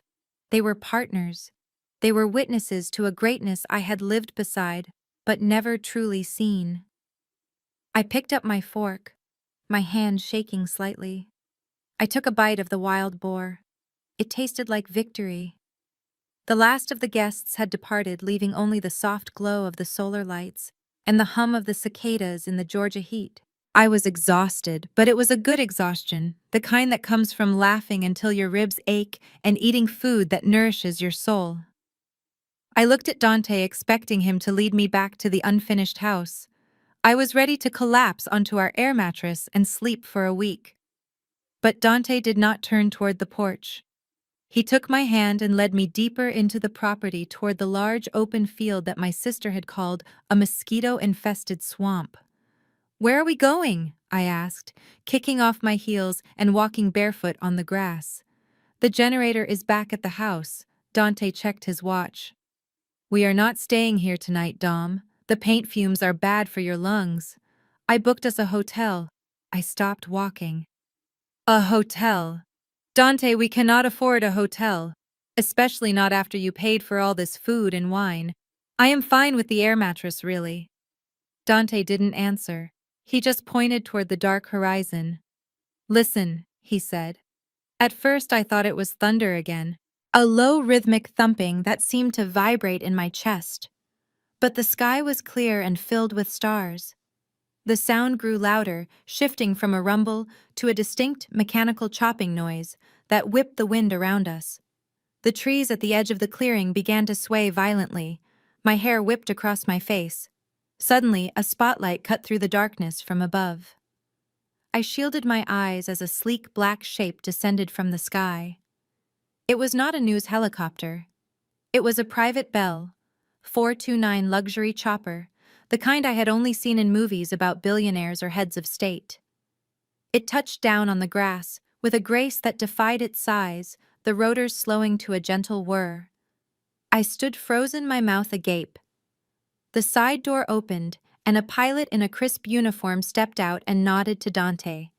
"Ready for departure, Mr. Williams," the pilot shouted over the noise. I looked from the helicopter to Dante. My brain could not process what I was seeing. This was the man who counted coupons for pipe fittings. This was the man who drove a truck with a dented bumper. Dante. I shouted, my voice lost in the wind. Who is paying for this? Is this a medical evac? Is someone hurt? Dante laughed, a sound of pure, unadulterated joy. He pulled me close, his tuxedo jacket fluttering in the rotor wash. He leaned down to my ear. No one is hurt, Dom. This is our ride. But it is a helicopter, I stammered, pointing at the multi-million-dollar machine. Dante winked, and the mischievous glint in his eye returned. It is a company vehicle, he said, grinning. Consider it the plumber's truck. It just helps me get to the leaks faster. He helped me into the cabin, which smelled of rich leather and success. As we lifted off the ground, I looked down. The unfinished house became a small speck. The city of Atlanta spread out before us, a grid of golden lights. Somewhere down there in one of those glittering buildings, my family was likely drunk and loud, bragging about money they didn't have. And here I was, soaring above them, in the silent luxury of the truth, leaving the noise and the lies far below in the dirt, where they belonged. 2 weeks later, the air in Bianca's living room was thick with the smell of expensive perfume and desperation. My sister had invited 50 people to her global premiere party, but only the family and a few hangers-on had shown up. It didn't matter to her. She was convinced that tonight she would become a household name. She had told everyone that the camera crew at my wedding was actually there to film her reaction to my tragedy. She had spun a narrative in her head where she was the sympathetic protagonist dealing with a train wreck of a sister. She paced in front of the 80-inch television screen, holding a glass of champagne that she hadn't taken a sip of in an hour. "This is it, you guys," she squealed, adjusting her sequins. "My producer contact said the segment airs right after the commercial break. They are going to love me. I just know it. I'm going to be the breakout star of Atlanta." My mother Vernice sat on the white leather sofa beaming with pride. She looked at Bianca like she was looking at a winning lottery ticket. "Finally, some recognition," she said loud enough for the room to hear. "After the embarrassment of that disaster in the woods, we need to remind this city what the Williams family really stands for: class, elegance, star power." But in the corner of the room, sitting in a shadow cast by a large potted palm, Brad was not celebrating. He was sweating. He kept checking his phone every 30 seconds, his thumbs scrolling frantically through emails that I guessed were not congratulations. I watched him from the doorway of my memory, imagining the scene perfectly. Brad loosened his tie. His hand shook as he lifted a glass of scotch to his lips. He wasn't looking at the TV. He was looking at a message from the bank's internal audit department. "Urgent discrepancies found in Q3 allocation. Meeting required immediately." "Are you okay, son, my father?" Elijah asked, clapping a hand on Brad's shoulder. "You look like you have seen a ghost. Relax. Tonight we celebrate. Bianca is going to make us famous." Brad jumped, spilling amber liquid onto the carpet. He forced a smile that looked more like a grimace of pain. "I am fine, Elijah. Just work stress. The market is volatile, you know." He was lying. The market was fine. His career was the thing that was volatile. He knew that the money he had spent on the renewal party, the money he had used to block my loans, it was all leaving a paper trail. And unlike Dante, who built systems to purify, Brad had built a life on sludge that was about to back up. Bianca clapped her hands, silencing the room. "It is starting. Everyone shut up. The intro is playing." The room went silent. All eyes turned to the massive screen. The grandiose music of a prime-time special began to play. Brad downed the rest of his drink in one gulp, looking like a man facing a firing squad. They thought they were about to see a reality show about housewives. They had no idea they were tuning into a documentary about their own destruction. The Williams family leaned in, ready to be worshipped, completely unaware that the god on the screen was not the one they prayed to. 5, 4, 3, 2. Bianca screamed, pointing her remote at the screen like a weapon. She had rehearsed this moment for months. She expected to see her own face in high definition, crying about her sister's tragic wedding. She expected the opening credits of Rich Wives of Atlanta to roll with her name in gold letters. Instead, the screen went black. The upbeat pop music cut out instantly, replaced by the deep resonant thrum of a cello. The room fell silent. The guests holding their champagne flutes lowered them, confused. "What is going on?" Bianca shrieked, hitting the remote against her palm. "The signal is down. Brad fixed the Wi-Fi. They are missing my debut." But it was not a technical glitch. A new image faded into view. It was stark cinematic and incredibly expensive. An aerial shot of the Hoover Dam appeared, followed by a time-lapse of a massive water treatment facility rising from the earth in Kenya. The production value was Hollywood level. A deep, authoritative voiceover boomed through the surround sound speakers, shaking the floorboards. In a world running dry, one man saw the future in a single drop. The words "American Titans" flashed across the screen in burnished steel letters. "What is this, my mother?" Vernice asked, squinting. "Is this a documentary? Why is this airing during prime time? Change the channel, Bianca. I want to see you." "I cannot," Bianca yelled, pressing buttons frantically. "It is a network takeover. It is on every channel." Then the screen shifted again. A sleek, modern logo animated into the center of the frame. It was a stylized blue water drop encased in a steel gear. Beneath it, the words appeared in bold, unignorable font: Dante Infrastructure Global Solutions. In the corner, Brad made a noise that sounded like a dying animal. He dropped his glass. It shattered on the hardwood floor, but no one looked. Brad was staring at the logo with eyes wide with terror. He knew that logo. He had seen it on the Bloomberg terminal at his office. He had seen it in the headlines of the Wall Street Journal. He just hadn't put the pieces together until this exact second. Dante Infrastructure. My father. Elijah read aloud, laughing nervously. That is a funny coincidence. That is the plumber's name. Maybe he works for them. Maybe he is unclogging their toilets. No, Brad whispered, his face draining of all color. He does not work for them, Elijah. The camera on the screen pushed in on a man standing on a suspended walkway high above a roaring turbine. The man turned around. He wasn't wearing a hard hat or coveralls. He was wearing a bespoke Italian suit. He looked powerful. He looked dangerous. He looked like a king. It was Dante. "He is them," Brad choked out, loosening his tie as if it were a noose.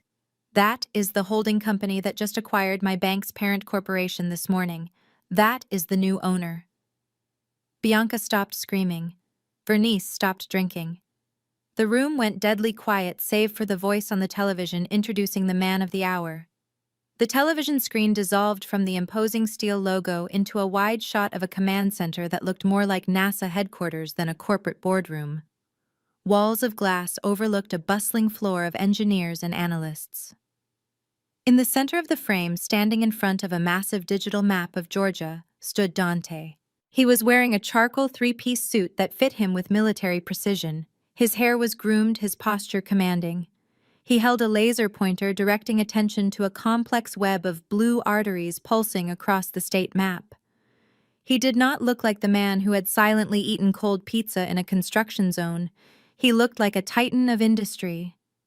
"The current infrastructure of the Southeast is critical," Dante said to the camera, his voice resonant and authoritative. "We are not just patching leaks anymore. We are rewriting the hydraulic circulatory system of the entire state. This map represents a $2 billion overhaul of the residential grid. Every drop of water in Atlanta will pass through our filtration membranes by next year." Elijah squinted at the screen, his face twisting in confusion. He leaned forward until his nose was inches from the display.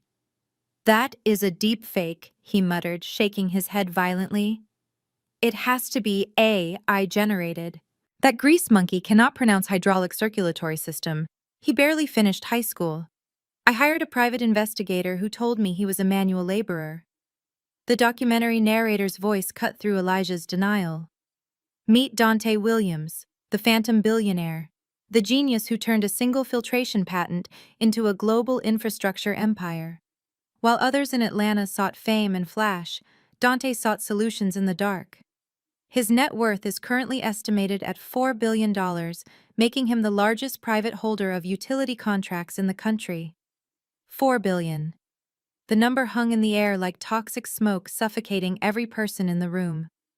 Bianca stood frozen in the middle of the room. Her mouth was slightly open. Her hand, which had been clutching her crystal champagne flute so tightly her knuckles were white, suddenly went limp. The glass fell. It hit the hardwood floor with a shatter that sounded like a gunshot in the silent room. Expensive champagne splashed onto the hem of her custom gown, but she did not flinch.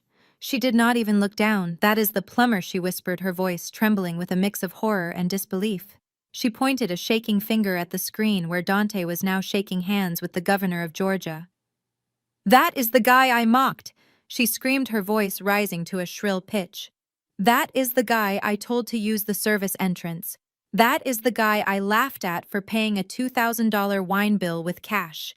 He has $4 billion." Brad was sitting on the floor now, his back against the wall. He looked like he was going to vomit.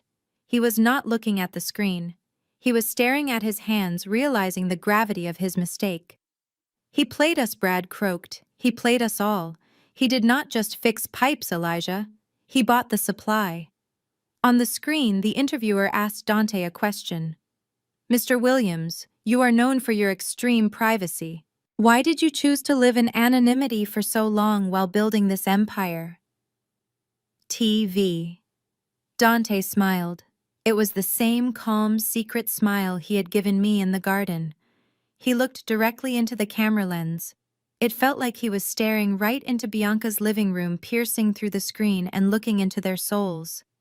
"Because I wanted to see who would offer me a seat at the table when I had nothing to bring but myself," Dante said softly. "It turns out the table was empty, so I decided to buy the restaurant instead."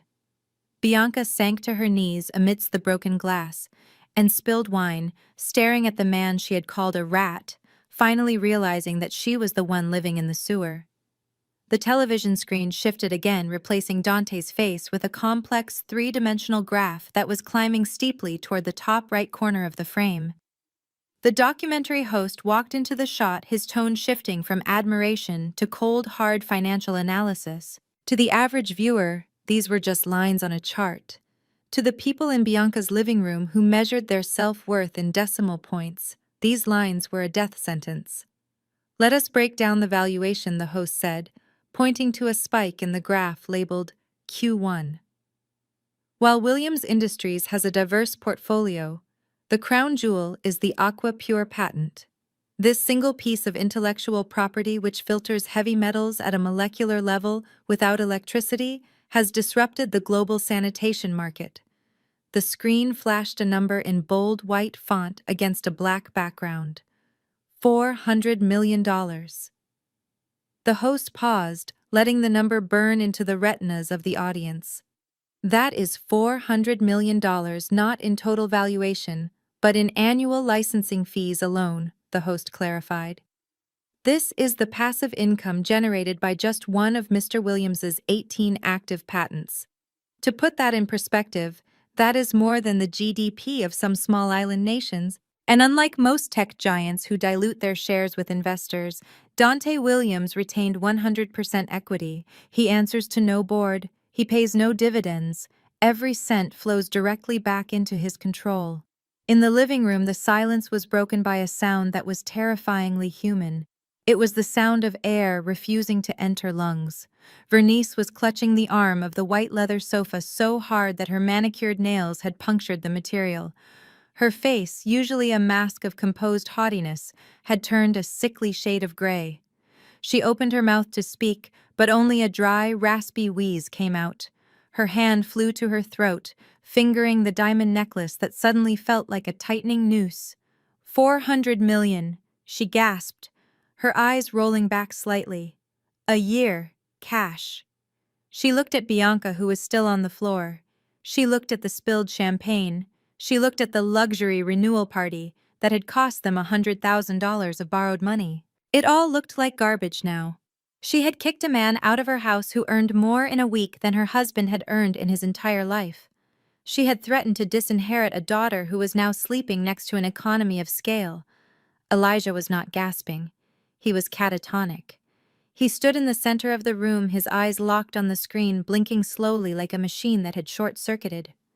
He was running the numbers in his head over and over again, hoping to find a flaw, hoping to find a decimal error. "I bought the building," Elijah whispered to no one. "I spent 200 grand to buy that apartment building. I evicted him. I threw his clothes in the rain. He began to laugh, a low, unhinged sound that made the guests back away. He could have bought the whole zip code, Elijah said, his voice rising. He let me play landlord while he owned the city. He stood there in his coveralls and let me lecture him about ambition. On the screen, the documentary continued mercilessly, showing a montage of Dante's philanthropic work, building wells and developing nations. Vernice slumped sideways on the couch, her breathing shallow and rapid. My chest, she moaned. I can't. The numbers. I can't breathe. Brad looked up from the floor, his face wet with sweat. She is having a panic attack, Elijah. Do something. Elijah didn't move. He couldn't take his eyes off the ticker tape running at the bottom of the screen. It listed the subsidiaries of Dante's company. One of them was the bank that held the mortgage on Elijah's house. The realization hit him with the force of a physical blow. They hadn't just lost a son-in-law. They were currently living in a house that, through a web of corporate acquisitions, effectively belonged to the plumber. The documentary shifted gears seamlessly, moving from the cold, angular graphics of financial dominance to a soft, cinematic glow. The aggressive electronic soundtrack faded, replaced by the gentle acoustic strumming of a guitar. On the massive screen in Bianca's living room, the image of the unfinished house appeared, but it was no longer a symbol of poverty. Through the lens of the high-definition cameras, it looked like a sanctuary. It looked like the birthplace of something holy. The narrator's voice lost its corporate edge and became rich with storytelling reverence. But a king needs a queen, the voice intoned. And while Dante Williams could have chosen any supermodel or heiress in the world, he chose the one woman who saw him when he was invisible. The screen filled with a close-up of my face from the ceremony. I was not wearing diamonds. My hair was windblown. I looked tired, but my eyes were locked on Dante with a ferocity that burned through the pixels. Dominique Williams, the narrator, continued. A woman who was given an ultimatum by her wealthy family: choose the fortune or choose the plumber. She chose the plumber. She walked away from millions to live in a construction zone because she believed in the man, not the bank account. In the living room, the silence was absolute. Even Vernice's gasping had quieted into a horrified stillness. They were watching their own villainy broadcast to 50 million households. Then came the shot that destroyed them. The camera on the screen pulled back slowly from the altar. It widened the frame to reveal the setting. It showed the small group of scientists on the right side. And then, with brutal, deliberate slowness, it panned to the left, the bride's side. The camera lingered on the rows of empty wooden benches. It zoomed in on the vacant seats where a mother, a father, and a sister should have been. The sunlight hit the dust motes dancing over the empty wood, highlighting the void. While the groom's colleagues, the greatest minds in engineering, gathered to witness history, the bride stood alone, the narrator said, his voice dripping with judgment. Her family refused to attend. They believed the wedding was beneath them. They left their daughter to walk down the aisle by herself because they could not bear the shame of associating with the working class. A chyron appeared at the bottom of the screen, displaying live social media reactions. The tweets scrolled by faster than the eye could read, but key phrases jumped out. Who does that to their daughter? Her family are monsters. Karma is going to hit them hard. Dominique is a legend. Her parents are trash. Bianca fell back against the wall, sliding down until she hit the floor. She was scrolling through her own Instagram feed on her phone. Her comment section, usually filled with praise from bots and sycophants, was exploding with hate. They are dragging us, she whispered, her voice hollow. I am losing 1,000 followers a second.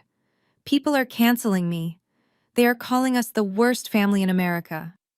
On the screen, the TV version of Dante took my hand. The camera focused on our interlaced fingers. She is the only investor who bought in when the stock was at zero, the narrator concluded. And now she is the only shareholder that matters. The Williams family wanted to avoid embarrassment. Instead, they have immortalized their own cruelty. The segment faded to black, leaving the image of the empty chairs burned into the retina of every person in the room. My father Elijah sat with his mouth open, staring at the blank space where his reputation used to be. He realized then that money could be recovered, but this was permanent. They hadn't just lost the money, they had lost the narrative. And in their world, the narrative was everything. The documentary cut to a stark studio setting with a black backdrop and a single spotlight illuminating Dante's face. He sat in a leather chair, relaxed and composed, holding a glass of water. The interviewer, a legendary journalist known for breaking the toughest subjects, leaned in with a notepad on his knee. The contrast between the intimate quiet of the interview and the chaos in Bianca's living room was jarring.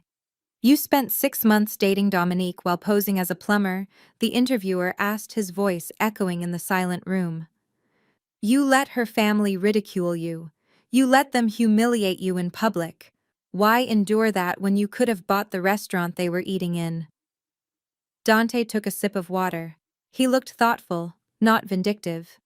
"Because I needed to know the data," he said calmly. "In engineering, we stress test materials. We apply pressure to see where the cracks form. I needed to know if the people around me were solid concrete or just painted drywall." The camera zoomed in slowly on his face. "And what did you find?" the interviewer asked. "I found that my wife is made of steel," Dante answered, a softness entering his eyes. "And I found that her family is made of papier-mâché. Pretty to look at, but they dissolve the moment it rains." In the living room, Vernice made a sound like a wounded animal. She brought a hand to her chest, clutching the silk of her blouse. "He is talking about us," she whispered. "He is humiliating us on national television." The interviewer pressed on. "But surely, Mr. Williams, their absence at your wedding must have stung. They are your wife's blood. To have 80 empty seats." Dante interrupted him with a small dismissive wave of his hand. "It did not sting," he said. "Actually, I owe them a debt of gratitude." Elijah looked up from the floor, his eyes bloodshot. "Gratitude? Is he mocking us?" "There are people in this world," Dante continued, looking directly into the lens, "who believe that human value is stitched into the label of a suit. They think character is determined by the credit limit on a platinum card. They look at a man with dirt on his hands and see trash. They look at a bank account and see a god." He leaned forward, elbows on his knees, his expression turning lethal. "If those people had attended my wedding, they would have brought their toxicity with them. They would have judged the food, the chairs, the grass itself. By refusing to come, they did me the greatest favor of all. They ensured that the air in that garden remained clean. They filtered themselves out so that we could breathe. So yes, I thank them. They stayed in their bubble and kept my sanctuary unpolluted." The words hit Vernice like a physical slap. She recoiled, her head snapping back against the sofa cushion. She who had called him dirty, she who had called him a sewer rat. He had just told the world that she was the pollution. He had framed her absence not as a power move, but as a successful sanitation procedure. The phone on the coffee table began to ring. It was not a text. It was a call from the chairwoman of the charity board Vernice sat on. Then another call from the country club membership committee. The red notifications began to pile up on the lock screen. "They are dropping us," Bianca whispered, staring at the phone. "They are all watching. They know he is talking about us." Dante's face on the screen remained calm, serene, and utterly victorious. He hadn't raised his voice. He hadn't used a single curse word. He had simply told the truth. And in doing so, he had dismantled the Williams family reputation more effectively than any lawsuit ever could. He had turned their snobbery into a badge of shame, and the entire country was applauding him for it. The water of the Indian Ocean was a shade of turquoise that looked almost artificial, like blue Gatorade poured over white sand. I sat on the edge of the deck of our private overwater bungalow, my feet dangling just inches above the gentle waves. Dante was snorkeling a few yards out, his back glistening in the equatorial sun. It had been 3 days since we left Atlanta. 3 days of silence. 3 days of no yelling, no judgment, and no reception. I had promised Dante I would do a digital detox. I locked my phone in the room safe the moment we arrived. But as I watched a small crab scuttle across the wooden planks, a gnawing curiosity took hold of me. I knew the documentary had aired. I knew the bomb had dropped. And I needed to see the crater. I walked back into the air-conditioned bedroom and punched the code into the safe. The heavy metal door swung open, revealing my iPhone lying there like a dormant grenade. I took a deep breath and held the side button. The Apple logo appeared white and innocent. The moment the device connected to the villa's high-speed Wi-Fi, it began to convulse in my hand. It vibrated so violently I almost dropped it. The screen became a blur of banners and badges. The notification sounds merged into a single continuous electronic scream. 138 missed calls, 412 text messages, 99 plus notifications on Instagram. I scrolled through the call log. It was a list of people who had deleted my number a week ago. My Aunt Sarah, my college roommate, my cousin who had laughed at the potluck rumor, and at the very top, appearing 40 times in the last hour, was my mother Vernice. I opened the messages. The most recent one from her stopped my heart. It was not an apology. It was not a plea for forgiveness. It was something far more sinister. It was a rewrite of history. Dominique, honey, please pick up. The text read, I know you were just teasing us with all this secrecy. You really got us good. We are all laughing about it now. Daddy and I are so proud of Dante. We always knew he was special. Come home, baby. Mommy misses you. We need to plan a proper celebration dinner. I felt a wave of nausea rise in my throat. Mommy. She hadn't called herself that since I was 5 years old. She was gaslighting me through a text message. She was pretending that the eviction, the cruelty, the insults, and the public humiliation were just a tease. She was trying to frame their abuse as a misunderstanding. She wasn't missing her daughter. She was missing the proximity to $4 billion. She was terrified that the world saw her for what she was, and she needed a photo op with me to prove she wasn't a monster. I scrolled down. Below her sugary lies were messages from Brad. These were not manipulative, they were frantic. Dom, you have to answer. The auditors are here. They are looking at the trust fund transfers. Tell Dante to call off the dogs. I am looking at federal time, Dom. Please, I'm family. I looked out at the ocean where Dante was now climbing up the ladder, removing his mask. He shook his wet hair like a dog and smiled at me, a smile of pure, unburdened happiness. He saw the phone in my hand and the look of disgust on my face. Everything okay? He asked, grabbing a towel. I looked at the screen one last time. I looked at the desperate clawing attempts of people who had tried to drown me, realizing that I was the one on the boat and they were the ones treading water. My mother says she misses me, I said, my voice flat. She says she knows I was just joking. Dante laughed, a rich, deep sound that carried over the water. That is funny, he said, walking over and kissing my temple. Because I wasn't joking. I didn't reply to my mother. I didn't reply to Brad. I walked to the edge of the deck and held the phone out over the water.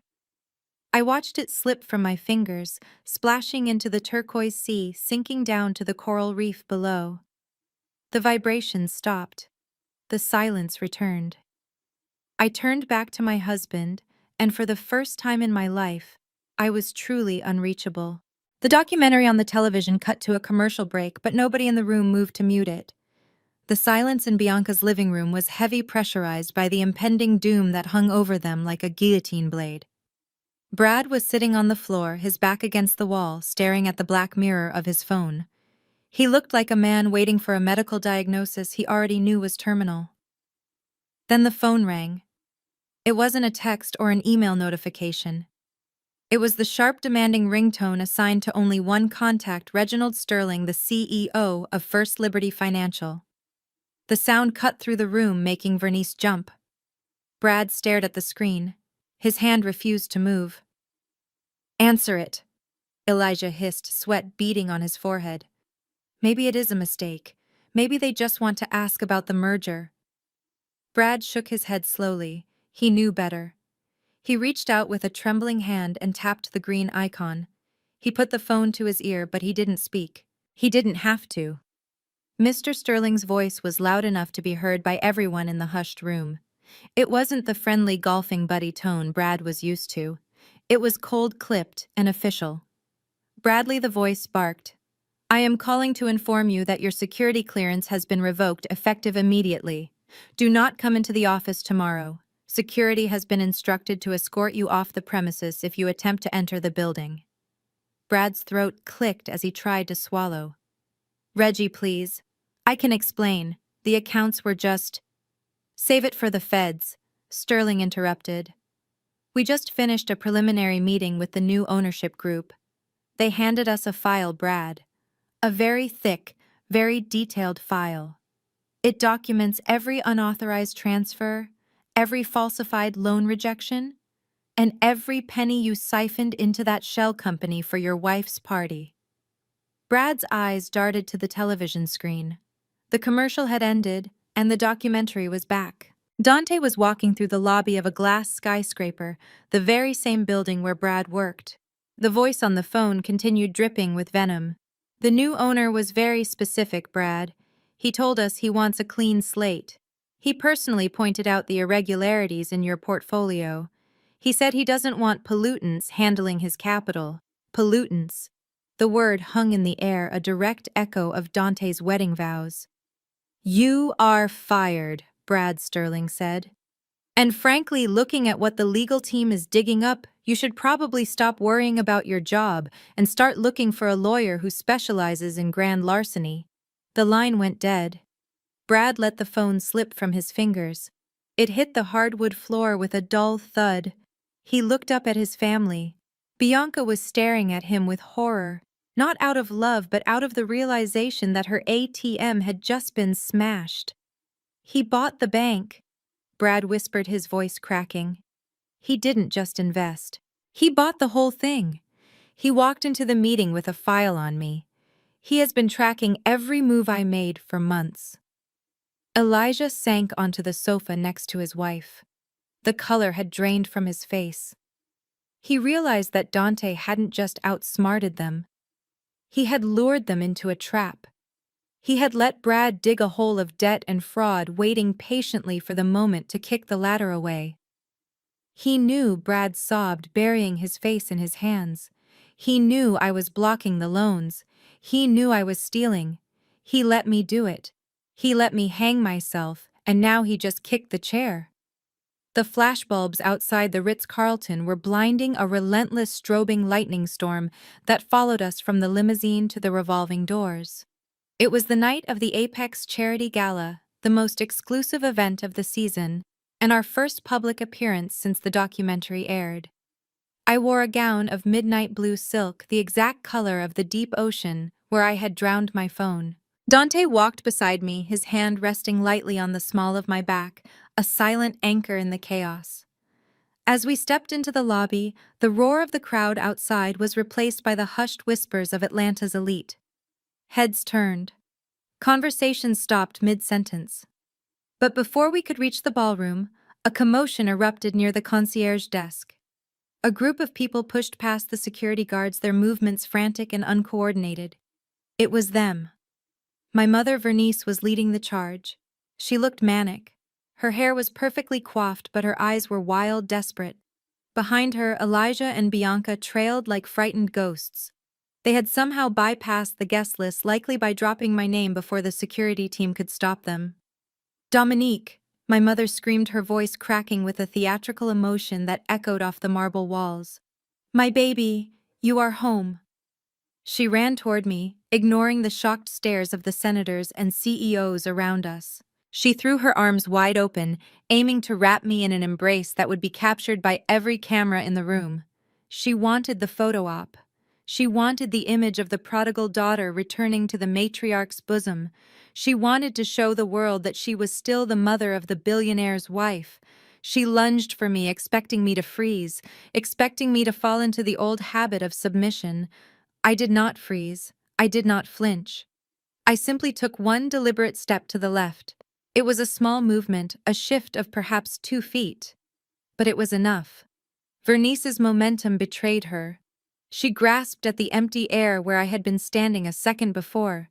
Her heels skidded on the polished marble. She flailed trying to find purchase, but there was nothing to hold on to. She went down hard. She landed on her hands and knees with a wet slap of skin against stone. Her clutch skittered across the floor. The lobby went deadly silent. The only sound was the heavy breathing of a woman who had tried to grab a lifeline and missed. Dante did not move to help her.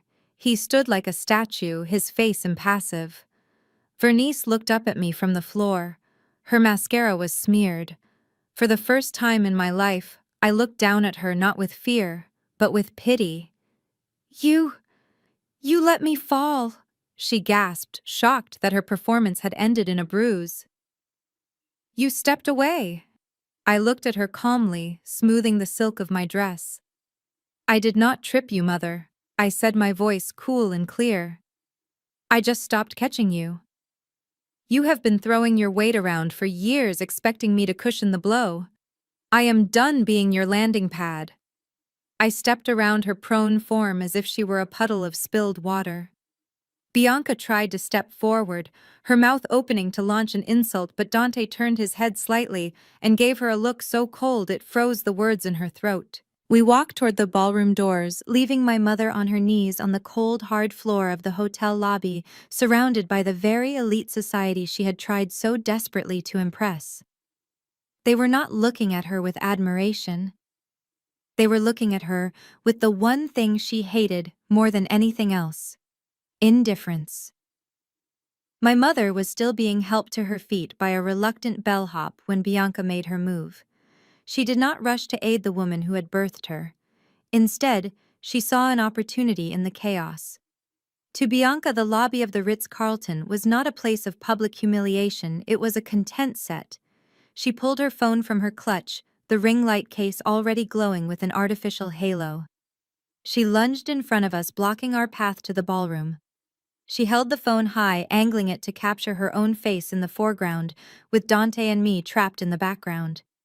She forced a smile that looked like a rictus of panic. "Hey guys!" she chirped at the screen, her voice shrill and vibrating with false cheer. "You will not believe who I am with, the power couple of the year.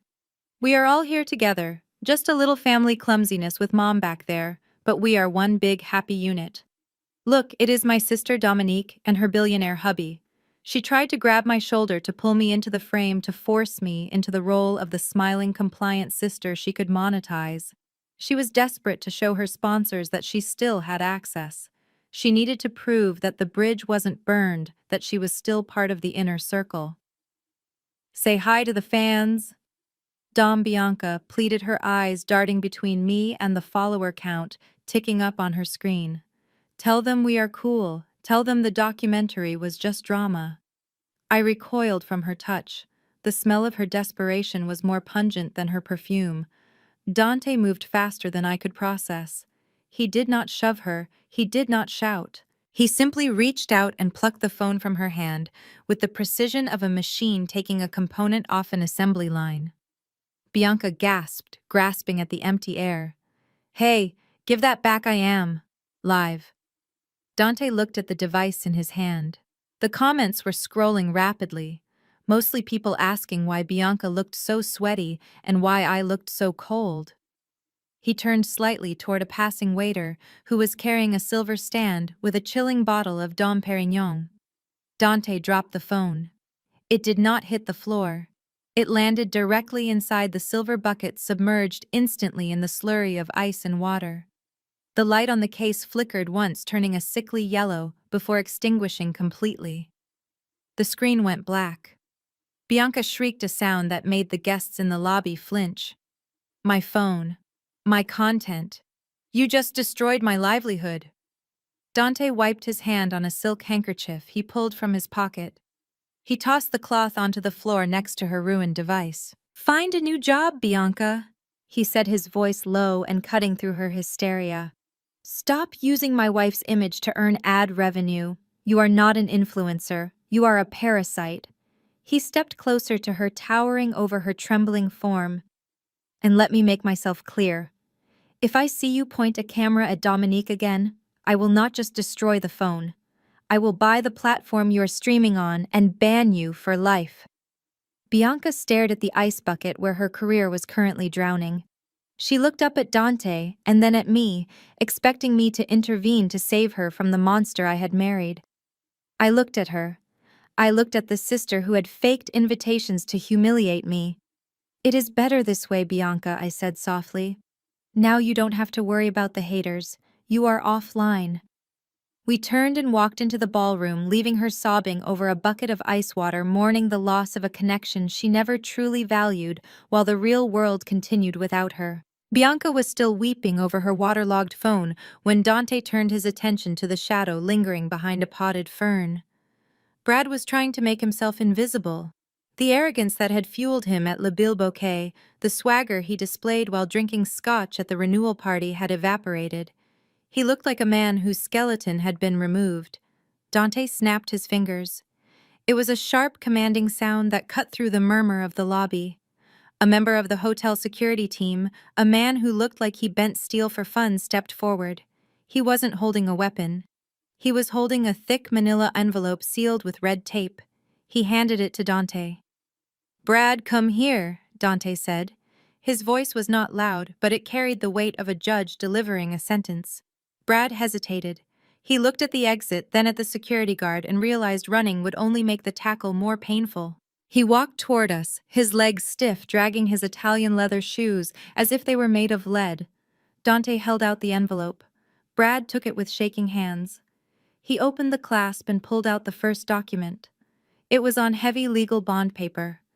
At the top was the logo of the United States Department of Justice, followed by the seal of the Securities and Exchange Commission.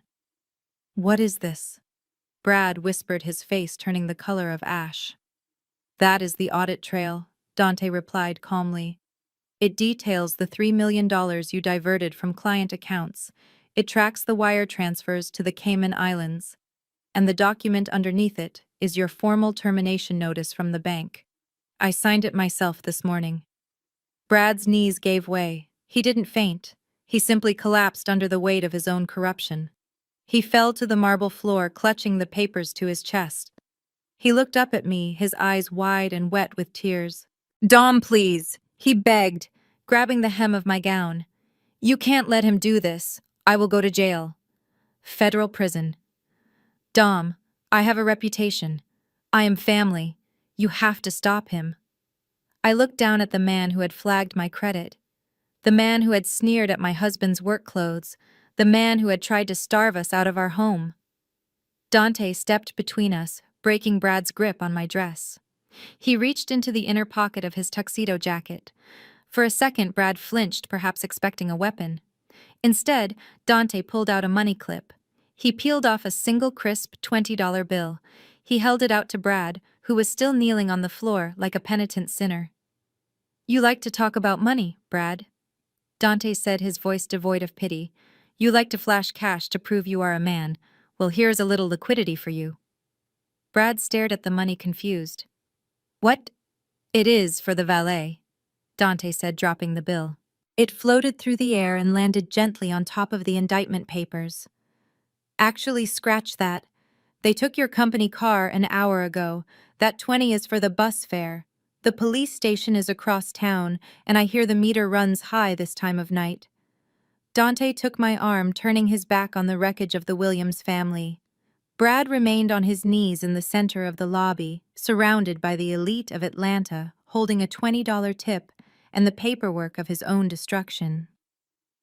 We walked through the double doors into the ballroom, leaving the trash outside to be collected. The ballroom of the Ritz-Carlton was a sanctuary of soft jazz and crystal chandeliers, a stark contrast to the carnage we had left in the lobby. I took a glass of sparkling water from a passing tray, my hand finally steady. I thought we were safe. I thought we could finally disappear into the crowd of anonymous billionaires. But the Williams' arrogance is a persistent force. Before we could reach our table, a hand clamped onto Dante's shoulder. It was not the aggressive grab of a bouncer, but the firm, entitled grip of a man who believes he is still the patriarch. We turned to face my father, Elijah. He was not on the floor like Vernice, nor was he weeping like Brad. He had composed himself, straightening his tie and smoothing his silver hair. He was attempting to pivot to salvage the night by doing what he did best, making a deal. He ignored me completely, his eyes locking onto Dante with a predatory gleam. "Dante," he said, his voice dropping to a conspiratorial whisper. "Quite a show out there. The women get so emotional, don't they? But we are men of business. We understand the theatricality of it all." Dante did not smile. He removed Elijah's hand from his shoulder as if removing a piece of lint. "What do you want?" Elijah Dante asked, his tone bored. Elijah chuckled, a dry, nervous sound. "I will get straight to the point. I saw the numbers on the screen, son. Impressive. But capital sitting in a bank is wasted potential. You need diversification." He stepped closer, blocking our path. "My logistics company, Williams Global, is poised for a breakout year. We hit a small snag with the supply chain in Q3, just a liquidity crunch. The banks are being skittish, but you know how they are. I am offering you a buy-in, a strategic partnership. 5 million gets you a seat on the board, and 15% equity. It is a steal."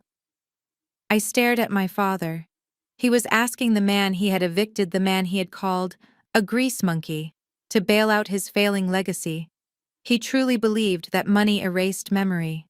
Dante took a sip of his drink, looking over the rim of the glass at Elijah. He didn't look angry. He looked like an engineer inspecting a bridge that was about to collapse. "I looked into Williams Global this morning, Elijah," Dante said. "I had my analysts run the full diagnostic on your firm while I was eating breakfast." Elijah's eyes lit up. "So you are interested? You see the potential, I see the liabilities." Dante corrected him. "Your fleet is outdated, your pension fund is underfunded by 40%, and your client list has shrunk by half in the last 2 years. You aren't experiencing a liquidity crunch, you are experiencing systemic failure." Elijah's smile faltered. "We can turn it around. With your capital we can modernize. We are family, Dante. You owe it to Dominique to secure her heritage." Dante laughed, but it was a cold, sharp sound. "Her heritage. You mean the debt you were planning to saddle her with? You mean the reputation you destroyed?" Dante took a step forward, forcing Elijah to take a step back. "You don't understand how I operate, Elijah. I build things that last. I put my money into stainless steel, into clean water, into systems that purify." He leaned down, bringing his face inches from my father's. "I invest in the future. I do not invest in a rotting past. Your company is a sinking ship, and I am not in the business of buying wreckage." Elijah stood stunned, his mouth opening and closing like a fish on dry land. The businessman to businessman mask crumbled, revealing the terrified old man underneath. Dante offered his arm to me. "Come, Mrs. Williams. I believe they are playing our song." We walked past my father, leaving him standing alone near the bar, clutching an empty glass, finally realizing that his currency was no longer valid in the world we now owned. The heavy glass doors of the Ritz-Carlton swung open, and the humid Atlanta night hit us, carrying with it the smell of exhaust and expensive perfume. The valet was already waiting. He wasn't driving Dante's old pickup truck. He was standing next to a phantom Rolls-Royce, a monolith of black steel and chrome that looked less like a car and more like a land yacht. My family was waiting on the sidewalk. They hadn't left. They were huddled together like rats on a sinking ship, their earlier arrogance replaced by a frantic, clawing need for survival. When they saw us, they didn't lunge this time. They hesitated, broken by the night's revelations. "Dominique, my father," Elijah called out, his voice hoarse. "You can't just walk away. We are your blood. We raised you. We sacrificed everything to give you a good life. You owe us." I stopped. I let go of Dante's arm and turned to face them one last time. Elijah was right. In his twisted transactional world, I did owe them. I owed them for the roof they held over my head like a threat. I owed them for the tuition they paid only to mock my career choices. I reached into my clutch and pulled out a single slip of paper. I had written it earlier that morning, a final calculation of my worth in their eyes.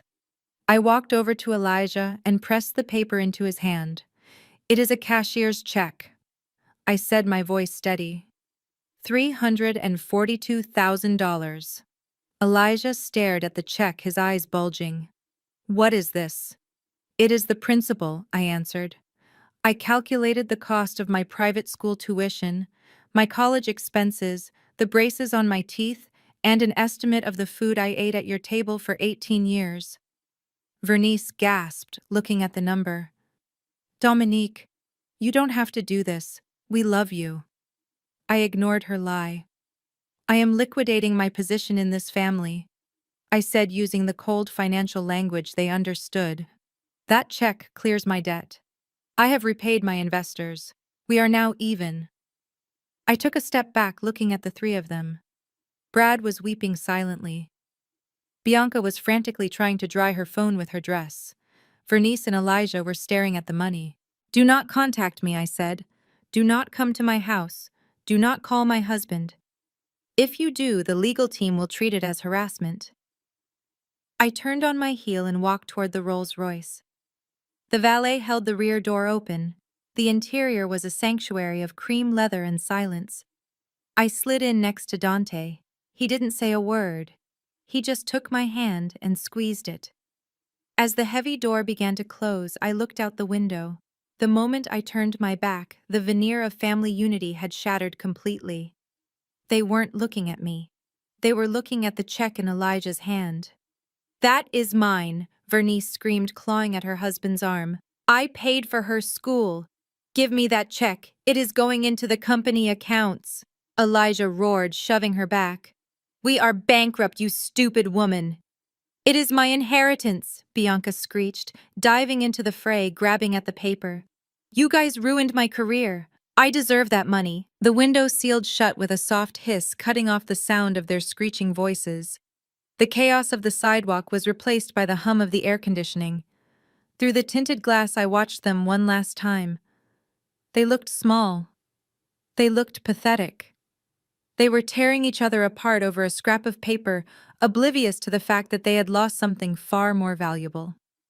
"Let's go home," Dante said to the driver. The car pulled away from the curb, gliding effortlessly into the traffic. I didn't look back at the rearview mirror. I looked forward at the long stretch of road illuminated by the headlights, leading us toward a future that was finally completely mine. The saga of Dominique and Dante serves as a profound reminder that true wealth is never defined by the clothes we wear or the titles we hold, but by the integrity of our character. The Williams family, obsessed with optics and status, ultimately crumbled because their foundation was built on the quicksand of validation and deceit. They chased the appearance of power while rotting from the inside. Conversely, Dominique secured her future not by hunting for a billionaire, but by loving a man she believed was a plumber. She valued the human connection over the bank account, proving that loyalty is the rarest asset of all. The most crucial lesson here is the art of filtration. Just as Dante purified water, we must have the courage to filter the toxicity out of our own lives. We must be willing to walk away from people, even blood relatives, who drain our spirit, to make room for those who nourish it. When you strip away the ego and the noise, you find that dignity is the only currency that never depreciates. Are you holding on to toxic relationships just to keep up appearances? It is time to start your own filtration process. Share this story if you believe in choosing character over currency.